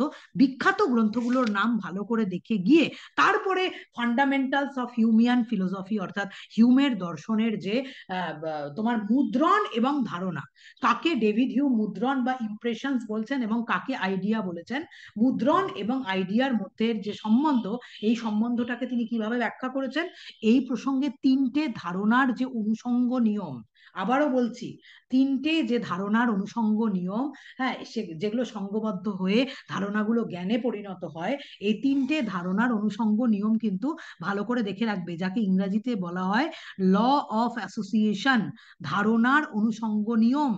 হ্যাঁ, এটা কিন্তু ভালো করে দেখবে, কারণ ধারণার অনুষঙ্গ নিয়মগুলোর মাধ্যমেই হিউম বলেছেন যে ধারণা আমাদের জ্ঞানে পর্যবসিত হয়, ধারণার অনুষঙ্গ নিয়মের মাধ্যমে। সো এখানে ইমপ্রেশন এবং আইডিয়া, অর্থাৎ মুদ্রণ কখন হয়, মুদ্রণ সবার প্রথমে হয় এবং মুদ্রণ পরবর্তীকালে আমাদের ধারণায় পর্যবসিত হয়। হ্যাঁ, মুদ্রণ সিম্পল এলিমেন্ট, সেই সিম্পল এলিমেন্ট গুলো একত্রিত হয়ে আমাদের কিন্তু ধারণা তৈরি করে, এবং ধারণা পরবর্তীকালে অনুষঙ্গবদ্ধ হয়ে ল অফ অ্যাসোসিয়েশনের মাধ্যমে সেটা কিন্তু আমার জ্ঞানে ট্রান্সফার হয়, জ্ঞানে রূপান্তরিত হয়। সুতরাং ইমপ্রেশন এবং আইডিয়ার যে কনসেপ্ট, এটা দেখে রাখবে। Relation of ideas and matters of fact, হ্যাঁ, এই কনসেপ্টটাও কিন্তু ভালো করে দেখে রাখবে, এটা কিন্তু আমি তোমাদের পড়িয়েছি। Relation of idea and matters of fact, ধারণার সম্বন্ধ এবং বস্তুস্থিতির মধ্যে পার্থক্য। ম্যাথমেটিক্যাল যে প্রপোজিশন গুলো, এগুলো সবই কিন্তু আমাদের ধারণার সম্বন্ধমূলক বচন, অর্থাৎ রিলেশন অফ আইডিয়া। আর আমাদের বস্তুস্থিতিমূলক বচন হচ্ছে সূর্য পূর্ব দিকে ওঠে, এগুলো হচ্ছে বস্তুস্থিতিমূলক বচন। ধারণার সম্বন্ধযুক্ত বচন সবসময় স্বতঃস্ফূর্ত হয়, ঠিক আছে, কিন্তু বস্তুস্থিতিমূলক বচন সবসময় কিন্তু আপতিক হয়, অর্থাৎ আজকে হতে পারে আর কালকে নাও হতে পারে। আমাদের যে ধারণার সম্বন্ধমূলক বচন, তার বিরোধী বচনকে কখনো কল্পনা করা যায় না, কিন্তু আমাদের যে ম্যাটার্স অফ ফ্যাক্ট, অর্থাৎ বস্তুস্থিতিমূলক বচন, তার বিরোধী বচনকে কিন্তু সবসময় কল্পনা করা যায়। অ্যান্ড হোয়াট, তাহলে আমি কি বললাম, what is the difference between মুদ্রণ অ্যান্ড ধারণা, impression and idea, relation of ideas and matters of fact, অর্থাৎ ধারণার সম্বন্ধমূলক বচন এবং বস্তুস্থিতিমূলক বচনের মধ্যে কি পার্থক্য? হ্যাঁ, এইবারে একটা প্রশ্ন এসছে, সেটা হচ্ছে কজালিটি, হিউমের কজাল থিওরি, হিউমের কার্যকারণ সম্বন্ধ, রেগুলারিটি থিওরি। Of causation. হিউমের কার্যকারণ সম্বন্ধকে সতত সংযোগ তত্ত্ব বলা হয় বা রেগুলারিটি থিওরি অফ কজেশন বলা হয়। এটা থেকে কিন্তু তোমার প্রশ্ন আসতে পারে, এটা কিন্তু ভীষণ ইম্পর্টেন্ট। অর্থাৎ হিউম এটা মনে করেন যে একটা কারণ থেকে একটা কার্যকে পরপর পরপর ঘটতে দেখে আমরা সবসময় এক্সপেক্ট করি, আমরা সবসময় প্রত্যাশা করি যে এই কার্যটা যখন ঘটেছে তার মানে এই কারণ থেকেই কার্যটা ঘটেছে। এই যে প্রত্যাশা, এটা আমাদের একান্তই আমাদের মনের প্রত্যাশা। বাইরের জগতে কারণ এবং কার্যের মধ্যে কোনো রকম কোনো অবশ্যম্ভাবী সম্বন্ধ নেই, কোনো রকম কোনো এন্টেলমেন্ট থিওরি নেই। তাহলে এই প্রসঙ্গেই আমি বললাম যে এই যে কার্যকারণ সম্পর্কে বুদ্ধিবাদীদের থিওরি এবং অভিজ্ঞতাবাদীদের থিওরি, বুদ্ধিবাদীদের থিওরিকে বলা হয় এন্টেলমেন্ট থিওরি অফ কজেশন এবং অভিজ্ঞতাবাদীদের থিওরিকে কিন্তু বলা হয়, বা ডেভিড হিউমের যে থিওরি কার্যকারণ সম্পর্কে, যে কার্যকে একটা প্রত্যাশা, কোনো একটা কিছু ঘটলে যে এটা থেকে আমরা এটা প্রত্যাশা করি, এটা একান্তই আমার মনের প্রত্যাশা। বাইরের জগতে দুটো ঘটনার মধ্যে এই ধরনের কোনো রকম কোনো অনিবার্য সম্বন্ধ নেই। কিন্তু বুদ্ধিবাদীরা, দার্শনিকরা বলছেন যে না, এই দুটো ঘটনার মধ্যে কিন্তু এন্টেলমেন্ট থিওরি বা অনিবার্য সম্বন্ধ রয়েছে। এটা ঘটলে অবশ্যই এটা ঘটবে, এটা ঘটলে অবশ্যই এটা ঘটবে। এটা কিন্তু আমাদের এন্টেলমেন্ট থিওরি। আর হিউমের যে থিওরি, সেই হিউমের থিওরিটাকে কিন্তু বলা হয় রেগুলারিটি থিওরি। হিউমের থিওরিকে বলা হয় রেগুলারিটি থিওরি। এটা দিয়েও কিন্তু তোমাদের প্রশ্ন আসার খুব সম্ভাবনা আছে, এটা কিন্তু ভালো করে জেনে রাখবে। এটা হচ্ছে হিউমের কজালিটি থিওরি। আত্মা সম্পর্কে হিউমের বক্তব্য স্কেপটিসিজম, অর্থাৎ হিউম কি শেষ অবধি তার মতবাদকে অহং সর্বস্ব, ঈশ্বরকে টেনে এনে হিউম তার মতবাদকে কি অহং সর্বস্ববাদে পরিণত করেছেন? এরকম একটা প্রশ্ন হলেও হতে পারে। হ্যাঁ, উত্তর হবে হ্যাঁ, পরিণত করেছেন খানিকটা পরিমাণে। ঈশ্বর তত্ত্বকে টেনে এনে তিনি সবকিছুকেই অহং সর্বস্ববাদে পরিণত করেছেন। এখান থেকে কিন্তু একটা প্রশ্ন হলেও হতে পারে। কিন্তু মেন প্রশ্ন কিন্তু এখান থেকে আসবে distinction between impression and idea and relations between matters and relation of idea and matters of fact. আর তারপরে হচ্ছে কজালিটি, কার্যকারণ সম্বন্ধে হিউমের মত কিন্তু ভেরি ভেরি ইম্পর্টেন্ট। এটা কিন্তু এখান থেকে দেখে রাখবে। ঠিক আছে, প্রথম কাস্টম হ্যাবিটের কথা, এটাও কিন্তু তোমার প্রশ্ন আসতে পারে। প্রথম কাস্টম হ্যাবিটের কথা কে বলেছেন? হিউম কি রিয়ালি একজন স্কেপটিক ফিলোসফার? হিউম কি সত্যি সত্যি একজন সংশয়বাদী দার্শনিক? ঠিক আছে, এটাও একটা প্রশ্ন হতে পারে, হিউমকে কি সংশয়বাদী দার্শনিক বলা হয়? আর প্রথম কে তার দর্শনে প্রথা, হ্যাবিট, কাস্টম, অভ্যাস, ঠিক আছে, এর বক্তব্য রেখেছেন? এটা কিন্তু ডেভিড হিউমের দর্শনেই আমরা আমরা সবসময়, তিনি এটা বলেছেন যে আমরা সবসময় অভ্যাসের বশবর্তী হয়ে কোনো কাজ করি, আমরা সবসময় অভ্যাসের বশবর্তী হয়ে কাজ করি। কাস্টম, হ্যাবিট আমাদের প্রথা হয়ে যায়। আমরা সবসময় একটা কিছুকে দেখলে আরেকটা কিছুকে আমরা প্রত্যাশা করি, এটা একান্তই আমার মনের প্রত্যাশা। কিন্তু কারণ এবং কার্য বলে দৈনন্দিন জীবনে কোনো রকম কোনো তাদের মধ্যে অনিবার্য সম্বন্ধ নেই। এই জন্য বুদ্ধিবাদী দার্শনিকদের এন্টেলমেন্ট থিওরিকে অস্বীকার করে হিউমের যে থিওরি কার্যকারণ সম্পর্কে, তাকে রেগুলারিটি থিওরি কিন্তু অবশ্যই বলা যায়। তারপরে যে গুরুত্বপূর্ণ দার্শনিক, যেখান থেকে 4-5টা প্রশ্ন তো অবশ্যই দেওয়া উচিত, 4-5টা কেন, ভালো প্রশ্ন এখান থেকে অবশ্যই থাকা উচিত। এবং তিনি হলেন একজন গ্রেট ফিলোসফার। হ্যাঁ, তিনি হলেন হচ্ছে ইমানুয়েল কান্ট। ঠিক আছে, ইমানুয়েল কান্ট সম্পর্কে অবশ্যই, ইমানুয়েল কান্টের যে বিখ্যাত গ্রন্থগুলো রয়েছে, সেই গ্রন্থ কি কি জায়গায় ইমানুয়েল কান্ট থেকে দেখে যাবে, ইমানুয়েল কান্টের যে বিখ্যাত গ্রন্থগুলো রয়েছে, প্রথমে এই গ্রন্থগুলো দেখে যাবে। তারপরে আমি যেটা বলবো যে ইমানুয়েল কান্ট প্রথমে তার জীবনে তিনি বুদ্ধিবাদী দার্শনিক লাইবনিজের দ্বারা তিনি গভীরভাবে প্রভাবিত হয়েছিলেন, এবং তার জীবনের পরবর্তীকালে তিনি অভিজ্ঞতাবাদী দার্শনিকদের দ্বারা তিনি কিন্তু গভীরভাবে, অভিজ্ঞতাবাদী দার্শনিক হিউমের দ্বারা তিনি গভীরভাবে প্রভাবিত হয়েছিলেন এবং বলেছিলেন যে হিউম আমার নিদ্রা ভঙ্গ করেছেন, নির্বিচারবাদের যে নিদ্রা, তার থেকে তিনি আমাকে ভঙ্গ করেছেন। অর্থাৎ বুদ্ধিবাদের প্রতি এত যে আমার মোহ, এত যে আমার মায়া, সবটাই কিন্তু হিউমের দর্শন পড়ে আমার কিন্তু এই মোহ ভঙ্গ হয়েছে। এইখান থেকে কিন্তু তোমার প্রশ্ন আসতে পারে। দাঁড়াও, আমি তোমাকে বলে দিচ্ছি, এইখান থেকে কিন্তু অবশ্যই তোমাদের প্রশ্ন আসতে পারে, এটা দেখে যাবে। নির্বিচারবাদের নিদ্রা থেকে কে আমাকে জাগ্রত করেছেন? হিউম, ডেভিড হিউম আমাকে জাগ্রত করেছেন। এটা কিন্তু কি যেন এটা আছে, dogmatic slumber. Dogmatic dogmatic স্ল্যাম্বার। Slumber. হ্যাঁ, ডগম্যাটিক স্লাম্বার, নির্বিচারবাদের নিদ্রা থেকে হিউম কিন্তু ইমানুয়েল কান্টকে তুলে এনেছেন। হ্যাঁ, তিনি তার জীবনের প্রথম দিকে বুদ্ধিবাদের দ্বারা প্রভাবিত ছিলেন, পরবর্তীকালে অভিজ্ঞতাবাদের দ্বারা প্রভাবিত হয়েছেন। তার পরবর্তীকালে তিনি এটা দেখেছেন যে শুধুমাত্র বুদ্ধিবাদের দ্বারা সবকিছু ব্যাখ্যা করা যাচ্ছে না, বা শুধুমাত্র অভিজ্ঞতাবাদের দ্বারা সবকিছুকে ব্যাখ্যা করা যাচ্ছে না। এই জন্য তিনি তার দর্শনের যে নতুন মেথড তিনি প্রচলন করলেন তাকে কিন্তু বলা হয় দা ক্রিটিক্যাল মেথড। হ্যাঁ, এবং তার দর্শন কিন্তু ক্রিটিক্যাল ফিলোসফি নামে তার দর্শন কিন্তু বিখ্যাত। তার বিখ্যাত গ্রন্থ the critique of pure reason, the critique of practical reason, the critique of judgment, prolegomena to any future metaphysics, fundamental principles of the metaphysics of morals, এগুলো কিন্তু তার বিখ্যাত গ্রন্থ। যে কোনো গ্রন্থ তুলে তোমাকে নাম দিয়ে বলতে পারে যে এই গ্রন্থটা কে লিখেছেন। আবারও বলছি, the critique of pure reason, the critique of practical reason, the critique of judgment, prolegomena to any future metaphysics, fundamental principles of the metaphysics of morals.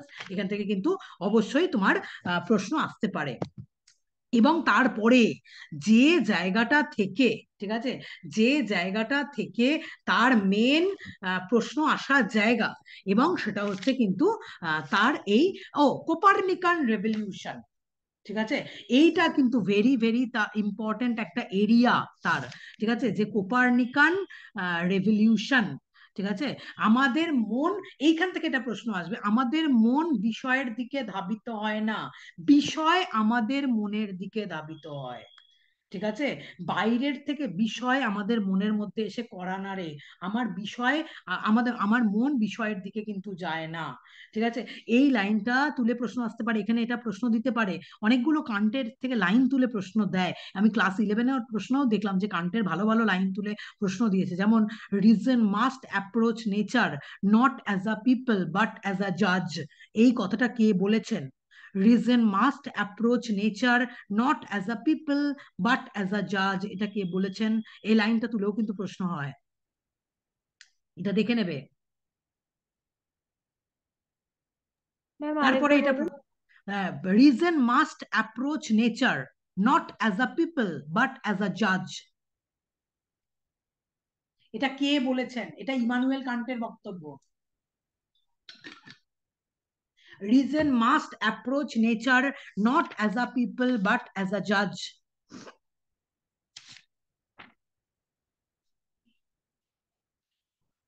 তারপরে এটা প্রশ্ন দিতে পারে যে কোনো একটা জ্ঞান উৎপন্ন হওয়ার ক্ষেত্রে থিওরি অফ নলেজ, অর্থাৎ ইমানুয়েল কান্টের থিওরি অফ নলেজ, জ্ঞান হওয়ার ক্ষেত্রে তিনি কি কি প্রি কন্ডিশন স্বীকার করেছেন, তিনি কি কি পূর্ব শর্ত স্বীকার করেছেন। It is very important question, তিনি কি কি পূর্ব শর্ত স্বীকার করেছেন। এখানে তিনি পূর্ব শর্ত হিসাবে টু ফর্মস অফ সেন্সিবিলিটি, সেটা হচ্ছে স্পেস অ্যান্ড টাইম, স্পেস এবং টাইম হচ্ছে আমাদের সেন্সিবিলিটির দুটো form. Two forms of sensibility, সেন্সিবিলিটির দুটো ফর্ম হচ্ছে space and time, and 12 categories of understanding, তিনি বুদ্ধির 12টা প্রকার তিনি স্বীকার করেছেন। হ্যাঁ, এই যে এগুলো সমস্ত মিলে বুদ্ধির যে 12টা প্রকার এবং তার সাথে স্পেস এবং টাইমের যে কনসেপ্ট, এই টোটালটা তিনি কিন্তু এখানে প্রি কন্ডিশন হিসাবে স্বীকার করেছেন। অর্থাৎ কোনো একটা জ্ঞান হওয়ার জন্য আমাদের যে কিছু প্রি কন্ডিশন বা পূর্ব শর্তের প্রয়োজন হয়। পূর্ব শর্ত দুটো ভাগে বিভক্ত, একটা হচ্ছে সেন্সিবিলিটি আর একটা হচ্ছে আন্ডারস্ট্যান্ডিং। সেন্সিবিলিটির দুটো ফর্ম, একটা হচ্ছে স্পেস এবং আর একটা হচ্ছে টাইম। আর আন্ডারস্ট্যান্ডিং এর 12 ক্যাটাগরি, 12টা ক্যাটাগরি রয়েছে আন্ডারস্ট্যান্ডিং এর। সেন্সিবিলিটির দুটো ফর্ম এবং আন্ডারস্ট্যান্ডিং এর 12 ক্যাটাগরিজ অফ আন্ডারস্ট্যান্ডিং, এটা না করলে জ্ঞানকে ব্যাখ্যা করা যাবে না। জ্ঞানের ব্যাখ্যার জন্য এই পূর্ব শর্তগুলো ভেরি ভেরি কিন্তু তার দর্শনে ইম্পর্টেন্ট। এটা কিন্তু তোমাদের অবশ্যই প্রশ্ন থাকবে, এটা নিয়ে কিন্তু মাথায় রাখবে। এবং তারপরে তিনি জ্ঞান হওয়ার প্রসঙ্গে তিনি কি বলেছেন? জ্ঞান হওয়ার প্রসঙ্গে তিনি কিন্তু এখানে বলেছেন যে শুধুমাত্র বুদ্ধির মাধ্যমে জ্ঞান হয় না, বা শুধু অভিজ্ঞতার মাধ্যমে জ্ঞান হয় না, বুদ্ধি এবং অভিজ্ঞতার যৌথ প্রয়াসে কিন্তু আমাদের জ্ঞান হয়। এই যৌথ প্রয়াসটা কিরকম? আমরা আমাদের অভিজ্ঞতার মাধ্যম দিয়ে শুধুমাত্র জ্ঞানের যে উপাদান রয়েছে, সেই উপাদানগুলো আমরা শুধুমাত্র অভিজ্ঞতার মাধ্যম দিয়ে সংগ্রহ করি, এবং এই অভিজ্ঞতার মাধ্যম দিয়ে সংগ্রহ করার পর অভিজ্ঞতার মাধ্যম দিয়ে জ্ঞানের উপাদান আমাদের মধ্যে আসে। জ্ঞানের উপাদানগুলো আমাদের মধ্যে আসার পর আমাদের মনের যে আমাদের বুদ্ধির যে 12টা প্রকার, এই যে প্রি কন্ডিশন গুলো, এই প্রি কন্ডিশন গুলো ওই উপাদানের উপর আরোপ হয়, এবং ওই উপাদানের উপর এই প্রি কন্ডিশন গুলো আরোপ হওয়ার ফলেই সেই বিষয় সম্পর্কে আমাদের জ্ঞান হয়। কোনো একটা বিষয় বাহ্য জগৎ থেকে শুধুমাত্র জ্ঞানের উপাদান সংগ্রহ করলেই যে সেই বিষয় সম্পর্কে আমার জ্ঞান হয়ে যাবে তা নয়। তার উপর কিন্তু এই প্রি কন্ডিশন গুলো আছে, এই পূর্ব শর্তগুলো তার উপরে কাজ করে, তার উপরে কাজ করেই কিন্তু সেই বিষয়গুলো সম্পর্কে আমার জ্ঞান হয়। এই জন্য জ্ঞান হতে গেলে শুধুমাত্র অভিজ্ঞতার মাধ্যম দিয়ে আমাদের জ্ঞান কোনো প্রকারেই লাভ হয় না। কারণ শুধুমাত্র অভিজ্ঞতার মাধ্যম দিয়ে জ্ঞানের যে এলিমেন্ট গুলো রয়েছে বা উপাদানগুলো রয়েছে সেটাই আমরা শুধু সংগ্রহ করি, কিন্তু উপাদান সংগ্রহ করলেই তো সেই বিষয় সম্পর্কে আমার জ্ঞান হয়ে যাবে না। উপাদান সংগ্রহ করার পর সেটা আমাদের যে প্রি কন্ডিশন গুলো রয়েছে, স্পেস অ্যান্ড টাইম, সেন্সিবিলিটির দুটো form and 12 categories of understanding, এটার উপর আরোপ হয়। আরোপ হওয়ার ফলে সেই বিষয়গুলো একরকম ভাবে মানে মানে স্পেস অ্যান্ড টাইমের মধ্যে সেই বিষয়গুলো মানে গঠিত হয়, সংগঠিত হয়, পুনর্গঠিত হয়ে আমাদের কিন্তু সেই বিষয়গুলো সম্পর্কে জ্ঞান হয়। এটা কিন্তু কোপার্নিকান রেভলিউশনের সঙ্গে তুলনীয়, কারণ এতদিনের মধ্যে কোপার্নিকাস যেমন টলেমির বক্তব্যকে ভুল প্রমাণিত করে, হ্যাঁ, নিজের বক্তব্যকে প্রথম মানুষের সামনে প্রতিষ্ঠা করেছিলেন, ঠিক তেমনি ভাবে কিন্তু ইমানুয়েল কান্ট তার পূর্ববর্তী বুদ্ধিবাদী এবং অভিজ্ঞতাবাদী দার্শনিকদের বক্তব্য টোটালি খণ্ডন করে তিনি কিন্তু জ্ঞানের সাম্রাজ্যে একটি বিপ্লব সংগঠন করেছিলেন, যে বিপ্লবকে কিন্তু তোমার এই কোপার্নিকান রেভলিউশনের সঙ্গে তোমার কিন্তু এখানে তুলনা করা হয়। ঠিক আছে। অনেক কিছু এখান থেকে কিন্তু অনেক কিছু তোমাদের প্রশ্ন, অনেক লাইন তুলে তুলে প্রশ্ন আসতে পারে। বিশেষ করে আমি এই প্রসঙ্গে তোমাদের অবশ্যই বলবো ওয়াই মেসির বইটা ফলো করতে, যে এখানে প্রশ্ন আসতে পারে knowledge begins with sense, proceeds thence to understanding and ends in reason, এটা কে বলেছেন? এই কথাও বলেছেন কিন্তু ইমানুয়েল কান্ট। এটা কিন্তু তোমাদের আসতে পারে। ঠিক আছে, এই প্রসঙ্গে এটা কিন্তু আসতে পারে। Knowledge begins with sense, process thence to understanding and ends in reason, এখান থেকে প্রশ্ন দিতে পারে। তারপর এই লাইনটা খুব উল্লেখযোগ্য, ক্লাস 11-এরও দেখলাম, knowledge begins with experience but does not necessarily originate from it. Knowledge begins with experience, knowledge অভিজ্ঞতা থেকে শুরু হয়, কিন্তু অভিজ্ঞতা থেকেই যে জ্ঞানের সূত্রপাত হয় তা কিন্তু নয়। Knowledge begins with experience but does not, হ্যাঁ, নেসেসারিলি অরিজিনেট ফ্রম ইট, এই কথাটা কে বলেছেন? এই কথাটাও কিন্তু ইমানুয়েল কান্ট বলেছেন। তারপরে এটা দিতে পারে, knowledge proper is a joint venture of sense and understanding, কে বলেছেন তার দর্শনে যে knowledge proper is a joint venture of sense and understanding? হ্যাঁ, বুদ্ধি এবং অভিজ্ঞতার যৌথ প্রয়াস বা জয়েন্ট ভেঞ্চার হলো আমাদের নলেজ। এগুলো সবই কিন্তু আমাদের ইমানুয়েল কান্ট বলেছেন। তোমরা যারা প্রকৃত ক্লাস করেছো তাদের আমার এগুলো জিনিস বলার দরকার নেই। আরেকটা জিনিস বলতে পারে যে একটা নলেজের মধ্যে একটা যে উপাদানগুলো রয়েছে, এই উপাদানগুলো আমাদের বাহ্য জগৎ থেকে আছে, কিন্তু স্পেস অ্যান্ড টাইম এগুলো কিন্তু সবই আমাদের পূর্বত সিদ্ধ।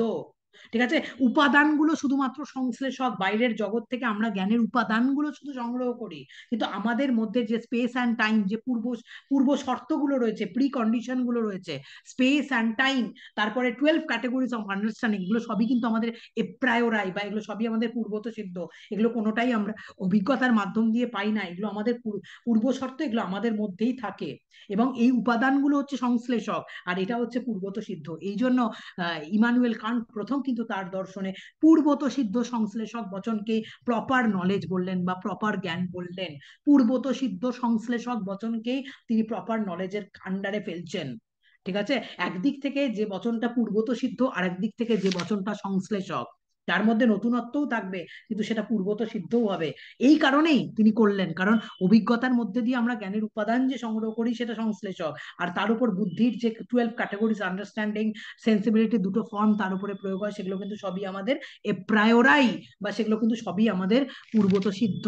এইখান থেকে কিন্তু খুব একটা ইম্পর্টেন্ট জায়গা, যে পূর্বত সিদ্ধ সংশ্লেষক বচন কে প্রথম তার দর্শনে স্বীকার করেছিলেন?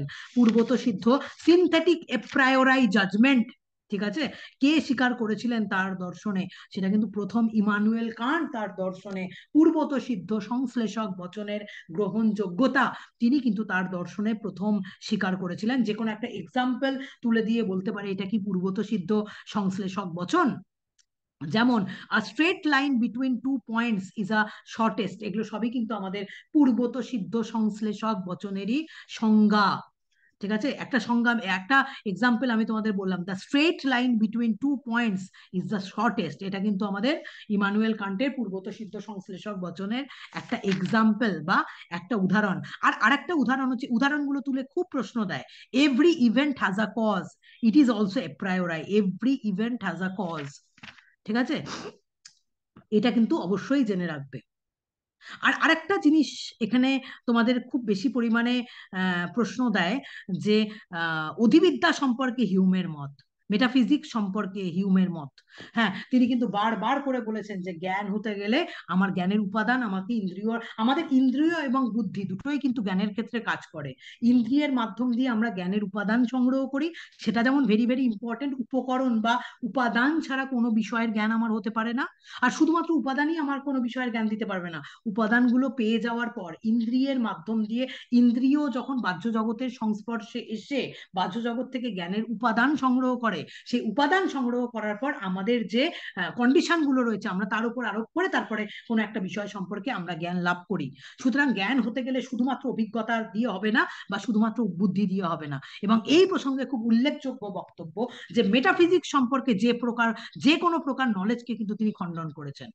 অর্থাৎ অধিবিদ্যা সম্বন্ধে কোনো জ্ঞান আমরা কখনো লাভ করতে পারি না, অধিবিদ্যা সম্পর্কে কোনো জ্ঞান আমরা কখনো লাভ করতে পারি না। তার বড় কারণ হচ্ছে এটা, যে অধিবিদ্যা, আধিবিদ্যক, মেটাফিজিক্যাল, এই ফিজিক্যাল ওয়ার্ল্ডের বাইরে মেটাফিজিক্যাল ওয়ার্ল্ড আছে, তিনি বলেছেন মেটাফিজিক্যাল ওয়ার্ল্ড আছে, কিন্তু সেই মেটাফিজিক্যাল ওয়ার্ল্ডকে আমরা কখনো জানতে পারি না।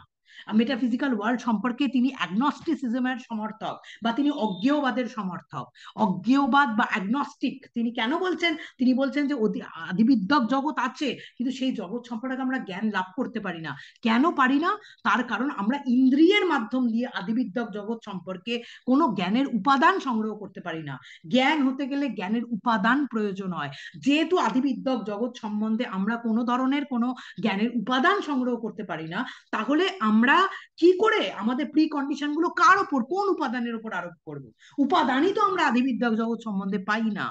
ঠিক আছে, তো এই কারণে আমরা আদিবিদ্যক জগৎ সম্বন্ধে, হ্যাঁ, কিন্তু আমরা কোনো ধরনের কোনো জ্ঞান কখনো লাভ করতে পারি না। হ্যাঁ, এই জন্য তিনি বলছেন metaphysics as a science is মানে ইম্পসিবল, মানে কখন নট পসিবল, কখনোই মেটাফিজিক্স সায়েন্সের মতো প্রতিষ্ঠা করা তোমার পক্ষে সম্ভব হবে না। কারণ এই জগতে বিভিন্ন জ্ঞানের উপাদানগুলোকে আমরা ইন্দ্রিয়ের মাধ্যম দিয়ে দেখতে পারি, জানতে পারি, সবকিছু করতে পারি, কিন্তু মেটাফিজিক্সের, মেটাফিজিক্যাল ওয়ার্ল্ড সম্পর্কে কিন্তু আমরা জানতে পারি না। মেটাফিজিক্যাল ওয়ার্ল্ড আছে, কিন্তু সেই বিষয় সম্পর্কে জ্ঞান লাভ করা আমাদের পক্ষে সম্ভব না। সেটা আমাদের বিশ্বাসের বিষয়বস্তু হিসাবে আছে, আমাদের চিন্তার বিষয়বস্তু হিসাবে আছে। আর এই ক্ষেত্রে আরেকটা ইম্পর্টেন্ট প্রশ্ন দিতে পারে, কে প্রথম কে তার দর্শনে নোমেনাল ওয়ার্ল্ড এবং ফেনোমেনাল ওয়ার্ল্ডের মধ্যে তিনি পার্থক্য করেছেন?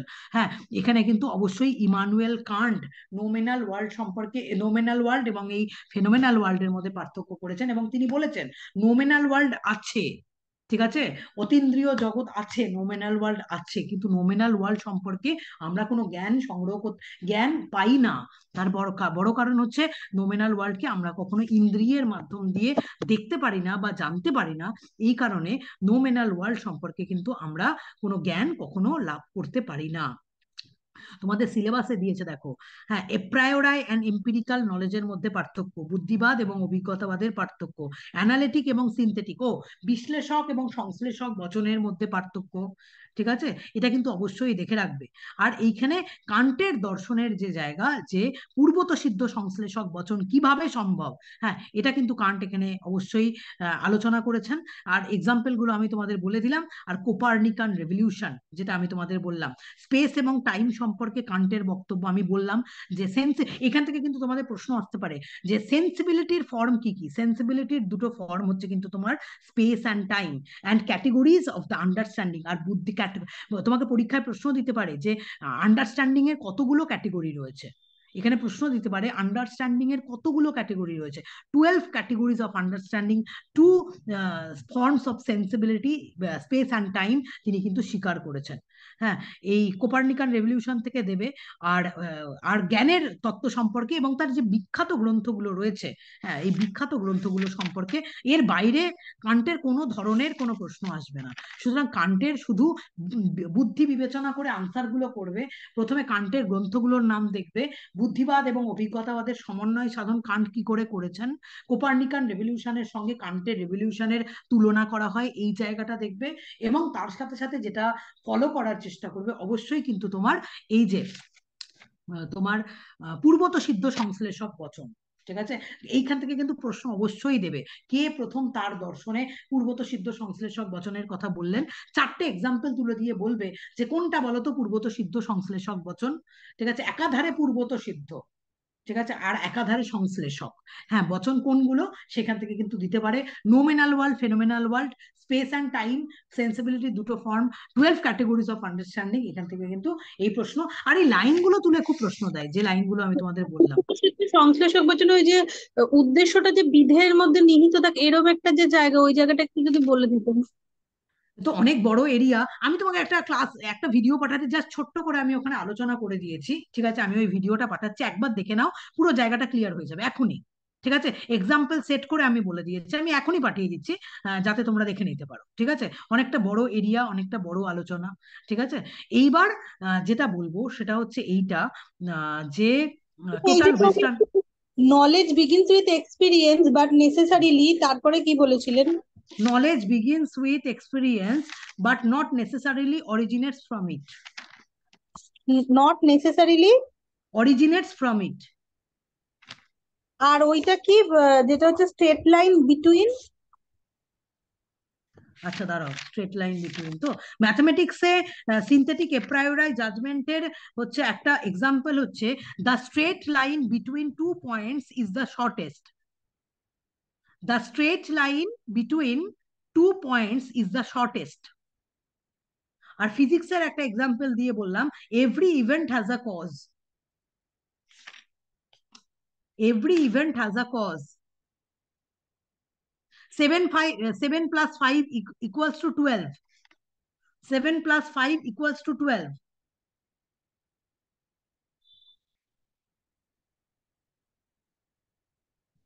এ প্রায়োরাই জাজমেন্ট মানে হচ্ছে ইট is independent of any experience, ঠিক আছে? অভিজ্ঞতার মাধ্যমে আমরা যাকে পাই না, ঠিক আছে, তাকে কিন্তু কিন্তু তিনি এ প্রায়োরাই জাজমেন্ট বলেছেন। আর a posteriori propositions are those which are possible through experience, ঠিক আছে? পূর্বত সিদ্ধ এবং পরত সাধ্যের মধ্যে পার্থক্য একটু আগেই জানতে চাইলো সুইটি, আর একবার বলে দিচ্ছি তাহলে তোমাদের মনে থেকে যাবে। পূর্বত সিদ্ধ বচনের বৈশিষ্ট্য হলো এটা, যে পূর্বত সিদ্ধ বচনকে কখনো অভিজ্ঞতার মাধ্যম দিয়ে পাওয়া যায় না। হয়ে a priori judgment is when it is independent of any experience, কোন রকম অভিজ্ঞতার মাধ্যম দিয়ে তাকে পাওয়া যায় না। কোপার্নিকান রেভলিউশন তো অনেক বড়, তারা বলে দিচ্ছি, when it is independent of any experience, কোনো অভিজ্ঞতার মাধ্যমে তাকে পাওয়া যায় না, তাকে বলে পূর্বত সিদ্ধ বচন। আর পরত সাধ্য বচন a posteriori proposition are those which are possible through experience, এবং যেটা পসিবলই হচ্ছে অভিজ্ঞতার দ্বারা যেটা প্রাপ্ত। এটা কিন্তু পার্থক্য, প্রথমে এই পার্থক্যটা জেনে রাখবে, এ প্রায়োরাই অ্যান্ড এ পস্টেরিওরাই, পূর্বত সিদ্ধ এবং পরত সাধ্য। পূর্বত সিদ্ধ বচন অভিজ্ঞতার মাধ্যমে লাভ করা যায় না, অভিজ্ঞতা লব্ধ নয়, পূর্বত সিদ্ধ বচন হচ্ছে বুদ্ধিলব্ধ। আর হচ্ছে তোমার এ পস্টেরিওরাই প্রপোজিশন হচ্ছে পসিবল থ্রু এক্সপিরিয়েন্স, যেটা শুধুমাত্র অভিজ্ঞতার মাধ্যম দিয়েই যাকে লাভ করা যায়।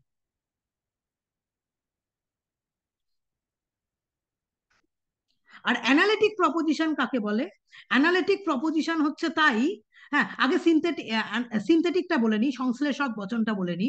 এ synthetic proposition is one on which the predicate does not belongs to the subject, অর্থাৎ যেখানে বিধেয় উদ্দেশ্যের ধারণার মধ্যে অন্তর্ভুক্ত নয়, তাকে বলে সিনথেটিক জাজমেন্ট। আর অ্যানালিটিক জাজমেন্ট হচ্ছে বিধেয়টা উদ্দেশ্যের ধারণার মধ্যেই অন্তর্ভুক্ত, বিধেয়তে আর নতুন কিছু বলা হয় না, বিধেয়তে আর নতুন কিছু বলা হয় না, বিধেয়ের ধারণা উদ্দেশ্যের ধারণার অন্তর্ভুক্ত, তাকে বলা হয় অ্যানালিটিক জাজমেন্ট। আর synthetic proposition is one which the predicate does not belong to the subject, predicate অবশ্যই নতুন কোনো কিছুর ধারণা আমাদের দেয়, বিধেয় নতুন কিছুর ধারণা আমাদের দেয়, হ্যাঁ, বিধেয়ের ধারণা উদ্দেশ্যের ধারণার অন্তর্ভুক্ত থাকে না সিনথেটিক জাজমেন্টে, সংশ্লেষক বচনে।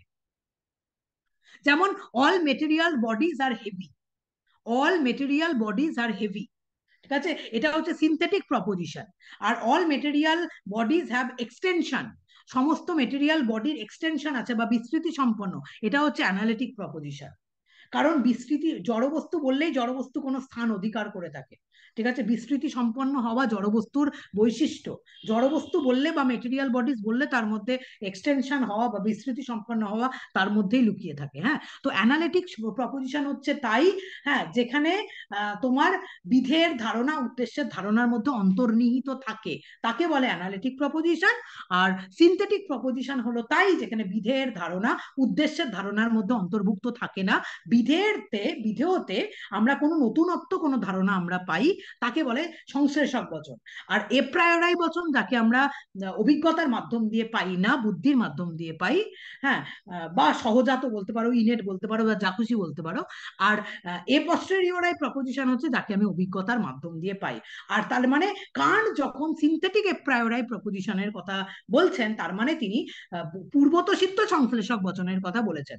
অর্থাৎ যে বচন যে বুদ্ধির মাধ্যমে লব্ধ, কিন্তু তার মধ্যে বিধের ধারণার মধ্যে, বিধের ধারণা উদ্দেশ্যের ধারণার মধ্যে অন্তর্ভুক্ত নয়, তার মানে সংশ্লেষক। পূর্বতোষিদ্ধের সমস্ত বৈশিষ্ট্য আর সংশ্লেষকের সমস্ত বৈশিষ্ট্য তার মধ্যে আছে। আর আরেকটা জিনিস এখান থেকে লাইন তুলে তোমাদের প্রশ্ন আসতে পারে, সেটা হচ্ছে এপ্রায়োরাই প্রপোজিশনের বৈশিষ্ট্য কি? কান্টের মতে এপ্রায়োরাই প্রপোজিশনের বৈশিষ্ট্য কি? ঠিক আছে, এইটা কিন্তু খুব ইম্পর্টেন্ট প্রশ্ন। কান্টের দর্শনে পূর্বত সিদ্ধ বচনের দুটো আবশ্যিক বৈশিষ্ট্য কি? ঠিক আছে, এটা প্রশ্ন আসে। একটা হচ্ছে নেসেসিটি, আর আরেকটা হচ্ছে ইউনিভার্সালিটি, অর্থাৎ সার্বিকতা এবং আবশ্যিকতা। এই দুটো হচ্ছে ম্যাম এপ্রায়োরাই প্রপোজিশনের। হ্যাঁ বলো। বলছি নেসেসিটি অ্যান্ড স্ট্রিক্ট ইউনিভার্সালিটি না? ওই একই কথা, নেসেসিটি অ্যান্ড স্ট্রিক্ট ইউনিভার্সালিটি, সার্বিক আবশ্যিকতা, আবশ্যিকতা এবং সার্বিকতা এবং আবশ্যিকতা। আবশ্যিকতা মানে হচ্ছে নেসেসিটি, আর আরেকটা হচ্ছে strict universality. Universality, strict universality, সার্বিকতা, এটা হচ্ছে কিন্তু তোমার এপ্রায়োরাই বচনের দুটো আবশ্যিক বৈশিষ্ট্য। এখান থেকে প্রশ্ন আসবে, আমি তোমাদের এইটুকু বলে দিচ্ছি, ঠিক আছে? এর বাইরে কোনো প্রশ্ন হবে না। মানে আমি জানি না এত কনফিডেন্টলি বলাটা ঠিক জিনিস নয়, কিন্তু যে বিষয়গুলো আমি আলোচনা করলাম, হ্যাঁ, সেই বিষয়ের বাইরে আর কোনো প্রশ্ন হবে। আর কোপার্নিকান রেভলিউশন, কেউ একজন আমায় জিজ্ঞাসা করলো যে কোপার্নিকান রেভলিউশন, থাকবে না তাই না? হ্যাঁ, লিগেল থাকবে না? না, থাকবে না। লিগেলটা তো এগুলো আছে থাকবে। তোমাদের সিলেবাসে, নেই তো? ম্যাম হ্যাঁ বলো। না না না। বলছি সামাজিক চুক্তি মতবাদ আসবে? সামাজিক চুক্তি মতবাদ আছে তোমাদের? না সামাজিক ম্যাম। চুক্তি মতবাদ তো না সোশ্যাল না কন্ট্রাক্ট ম্যাম। থিওরি তো লকের। সোশ্যাল না কন্ট্রাক্ট থিওরি তো লকের। আমি লকের, সেখানে রুশোর। দাঁড়াও দাঁড়াও দাঁড়াও, বললোই যখন আমি নামটা বলে দিই, ঠিক আছে, যে হচ্ছে সোশ্যাল কন্ট্রাক্ট থিওরি তো লকের আছে, জন লকের সোশ্যাল কন্ট্রাক্ট থিওরি বা সামাজিক চুক্তি মতবাদ, রুশোর সামাজিক চুক্তি মতবাদ। হ্যাঁ, যদি আসে সোশ্যাল কন্ট্রাক্ট থিওরি যদি দেয়, তাহলে এখান থেকে প্রশ্ন দিতে পারে। ম্যাম বলছি যে লকের সোশ্যাল কন্ট্রাক্ট থিওরি কোন গ্রন্থে আছে, ওটা দেবে নাকি? না, দেবে না, এত জটিল প্রশ্ন ওরা যাবে না। দেখো, যত তোমাদের দ্বারা আমি বলছি, তাহলে মোটামুটি ভাবে আমরা যেটা আলোচনা করলাম, প্লেটো থেকে আরম্ভ করে একটা ক্লাসে আমরা মোটামুটি ভাবে, জানি না তোমাদের কতটা হেল্পফুল হলো, তোমরা হেল্পফুল হলো নাকি আদৌ আমি জানি না, কিন্তু প্লেটো থেকে শুরু করে ইমানুয়েল কান্ট অব্দি যে আলোচনাটা আজকে আমাদের হলো, যেভাবে আমরা আলোচনাটা করলাম, আশা করছি এর বাইরে ওয়েস্টার্ন ফিলোসফির প্রশ্ন হবে না। আর তোমরা যারা আমার কাছে ভালো করে টোটাল এই বিষয়ের উপরে ক্লাস করেছো, আশা করি উত্তর করতে পারা, 25টাও যদি প্রশ্ন দেয় ওয়েস্টার্ন ফিলোসফি থেকে, আমি ধরে নিচ্ছি যদি 25টাও প্রশ্ন দেয়, তাহলে এই 25টা প্রশ্নই তোমাদের কিন্তু কমন পাওয়ার কথা। তুমি দেখবে কালকে আমি আলোচনা করলাম তো, হয়তো আমি তো প্রশ্ন করিনি, ঠিক আছে, আমি তো প্রশ্ন করিনি, ঠিক আছে, কিন্তু আমি এইটুকু বলছি তুমি প্রচুর প্রশ্ন কমন পেয়ে যাবে। এবং কালকে আমি আমার স্টুডেন্টসদের জন্য বেসিক্যালি বলছি যে যারা পড়েছো, যারা ক্লাস করেছো রেগুলারলি, প্রচুর প্রচুর প্রশ্ন তোমরা কালকে, তোমাদের অনেকের কাছে অনেক প্রশ্ন খুব জলের মতো সহজ বলে মনে হবে, এবং মনে হবে এগুলো তো আমরা সবাই জানি, এগুলো আবার বলার কি আছে এক্সট্রা করে, মানে প্রশ্ন দেওয়ার কি আছে, এগুলো তো আপার লেভেলে পড়াশোনা হয়েছে। সুতরাং লোয়ার লেভেলের যে কোনো প্রশ্ন, হ্যাঁ, লোয়ার লেভেলের যে কোনো প্রশ্ন তোমার কাছে মনে হবে একদম ঠিক আছে, কোনো অসুবিধা নেই। আর কেউ একজন কোপার্নিকান রেভলিউশন জিজ্ঞাসা করলেন, হ্যাঁ, তো পৃথিবী, ওই যে টলেমির মতবাদকে ভুল প্রমাণ করে কোপার্নিকাস যেমন প্রথম জ্যোতির্বিজ্ঞানে নিজের মতবাদকে সামনে এনে একটা বিপ্লব সাধন করেছিলেন, টলেমির মতবাদকে ভুল প্রমাণ প্রমাণ করে। টলেমি কি বলেছিলেন? টলেমি মনে হয় এটা বলেছিলেন যে পৃথিবী স্থির আছে মনে হয়, আর সূর্য সহকারে বাকি সবকিছু পৃথিবীকে প্রদক্ষিণ করছে। টলেমির এই মতবাদকে ভুল প্রমাণ করে প্রথম, হ্যাঁ, কিন্তু কোপার্নিকাস এটা বলেছিলেন যে না, পৃথিবী ঘুরছে, সূর্য কেন্দ্রে ঠিকঠাক আছে। সূর্য কেন্দ্রে এক জায়গায়, সূর্য কেন্দ্রিক মতবাদ, সূর্য এক জায়গায় আছে, পৃথিবী সহ অন্যান্য গ্রহগুলো কিন্তু সূর্যকে পরিক্রমা করছে। হ্যাঁ, এই যে কোপার্নিকান একটা রেভলিউশন এনেছিলেন, হ্যাঁ, মানে এই এই জ্যোতির্বিজ্ঞানে যে একটা রেভলিউশন এনেছিলেন, সেই রকমই কিন্তু আমাদের বিখ্যাত জার্মান ফিলোসফার ইমানুয়েল কান্ট তার পূর্ববর্তী সমস্ত মতবাদ, বুদ্ধিবাদ এবং অভিজ্ঞতাবাদ, সমস্ত মতবাদকে ভুল প্রমাণ করে তিনি যে বক্তব্য জ্ঞানের উৎপত্তির ক্ষেত্রে তিনি যে বুদ্ধিবাদ এবং অভিজ্ঞতাবাদের যে সমন্বয় ঘটালেন, ঠিক আছে, এটাও কিন্তু কোপার্নিকান মতবাদ রেভলিউশনের সঙ্গেই এটা কিন্তু তুলনীয়। কারণ তিনি বলছেন যে শুধুমাত্র অভিজ্ঞতার মাধ্যমে আমি জ্ঞানের উপাদানই শুধু সংগ্রহ করি, কিন্তু কোনো উপাদান সংগ্রহ করলে থোড়াই আমার সেই বিষয় সম্পর্কে জ্ঞান হয় না। কোনো উপাদান সংগ্রহ করার পর আমরা সেই উপাদানগুলোকে আমাদের যে প্রি কন্ডিশনস গুলো রয়েছে, পূর্ব শর্তগুলো রয়েছে, এই পূর্ব শর্তগুলো আমরা তার উপরে আরোপ করি। পূর্ব শর্তগুলো অবশ্যই এপ্রায়োরাই, এটাও কিন্তু প্রশ্ন থাকতে পারে। সেন্সিবিলিটির যে দুটো ফর্ম, স্পেস অ্যান্ড টাইম, এটা হচ্ছে এপ্রায়োরাই, যেটাকে আমরা অভিজ্ঞতার মাধ্যম দিয়ে পাই না, যেটা আমাদের বুদ্ধিলব্ধ, যেটা আমাদের মধ্যে থাকে, ঠিক আছে। তো এটা হচ্ছে এপ্রায়োরাই।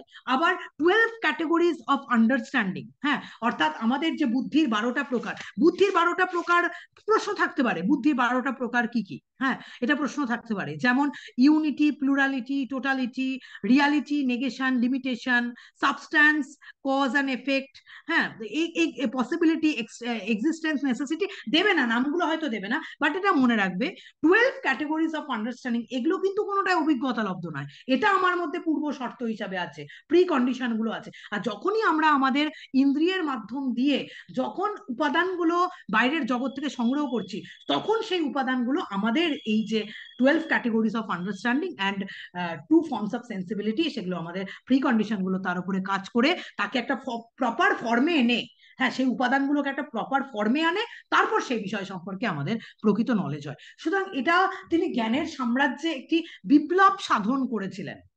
হ্যাঁ, একটি জ্ঞানের সাম্রাজ্যে তিনি বিপ্লব সাধন করেছিলেন, তার এই বিপ্লব কোপার্নিকান রেভলিউশনের সঙ্গেই তুলনীয়।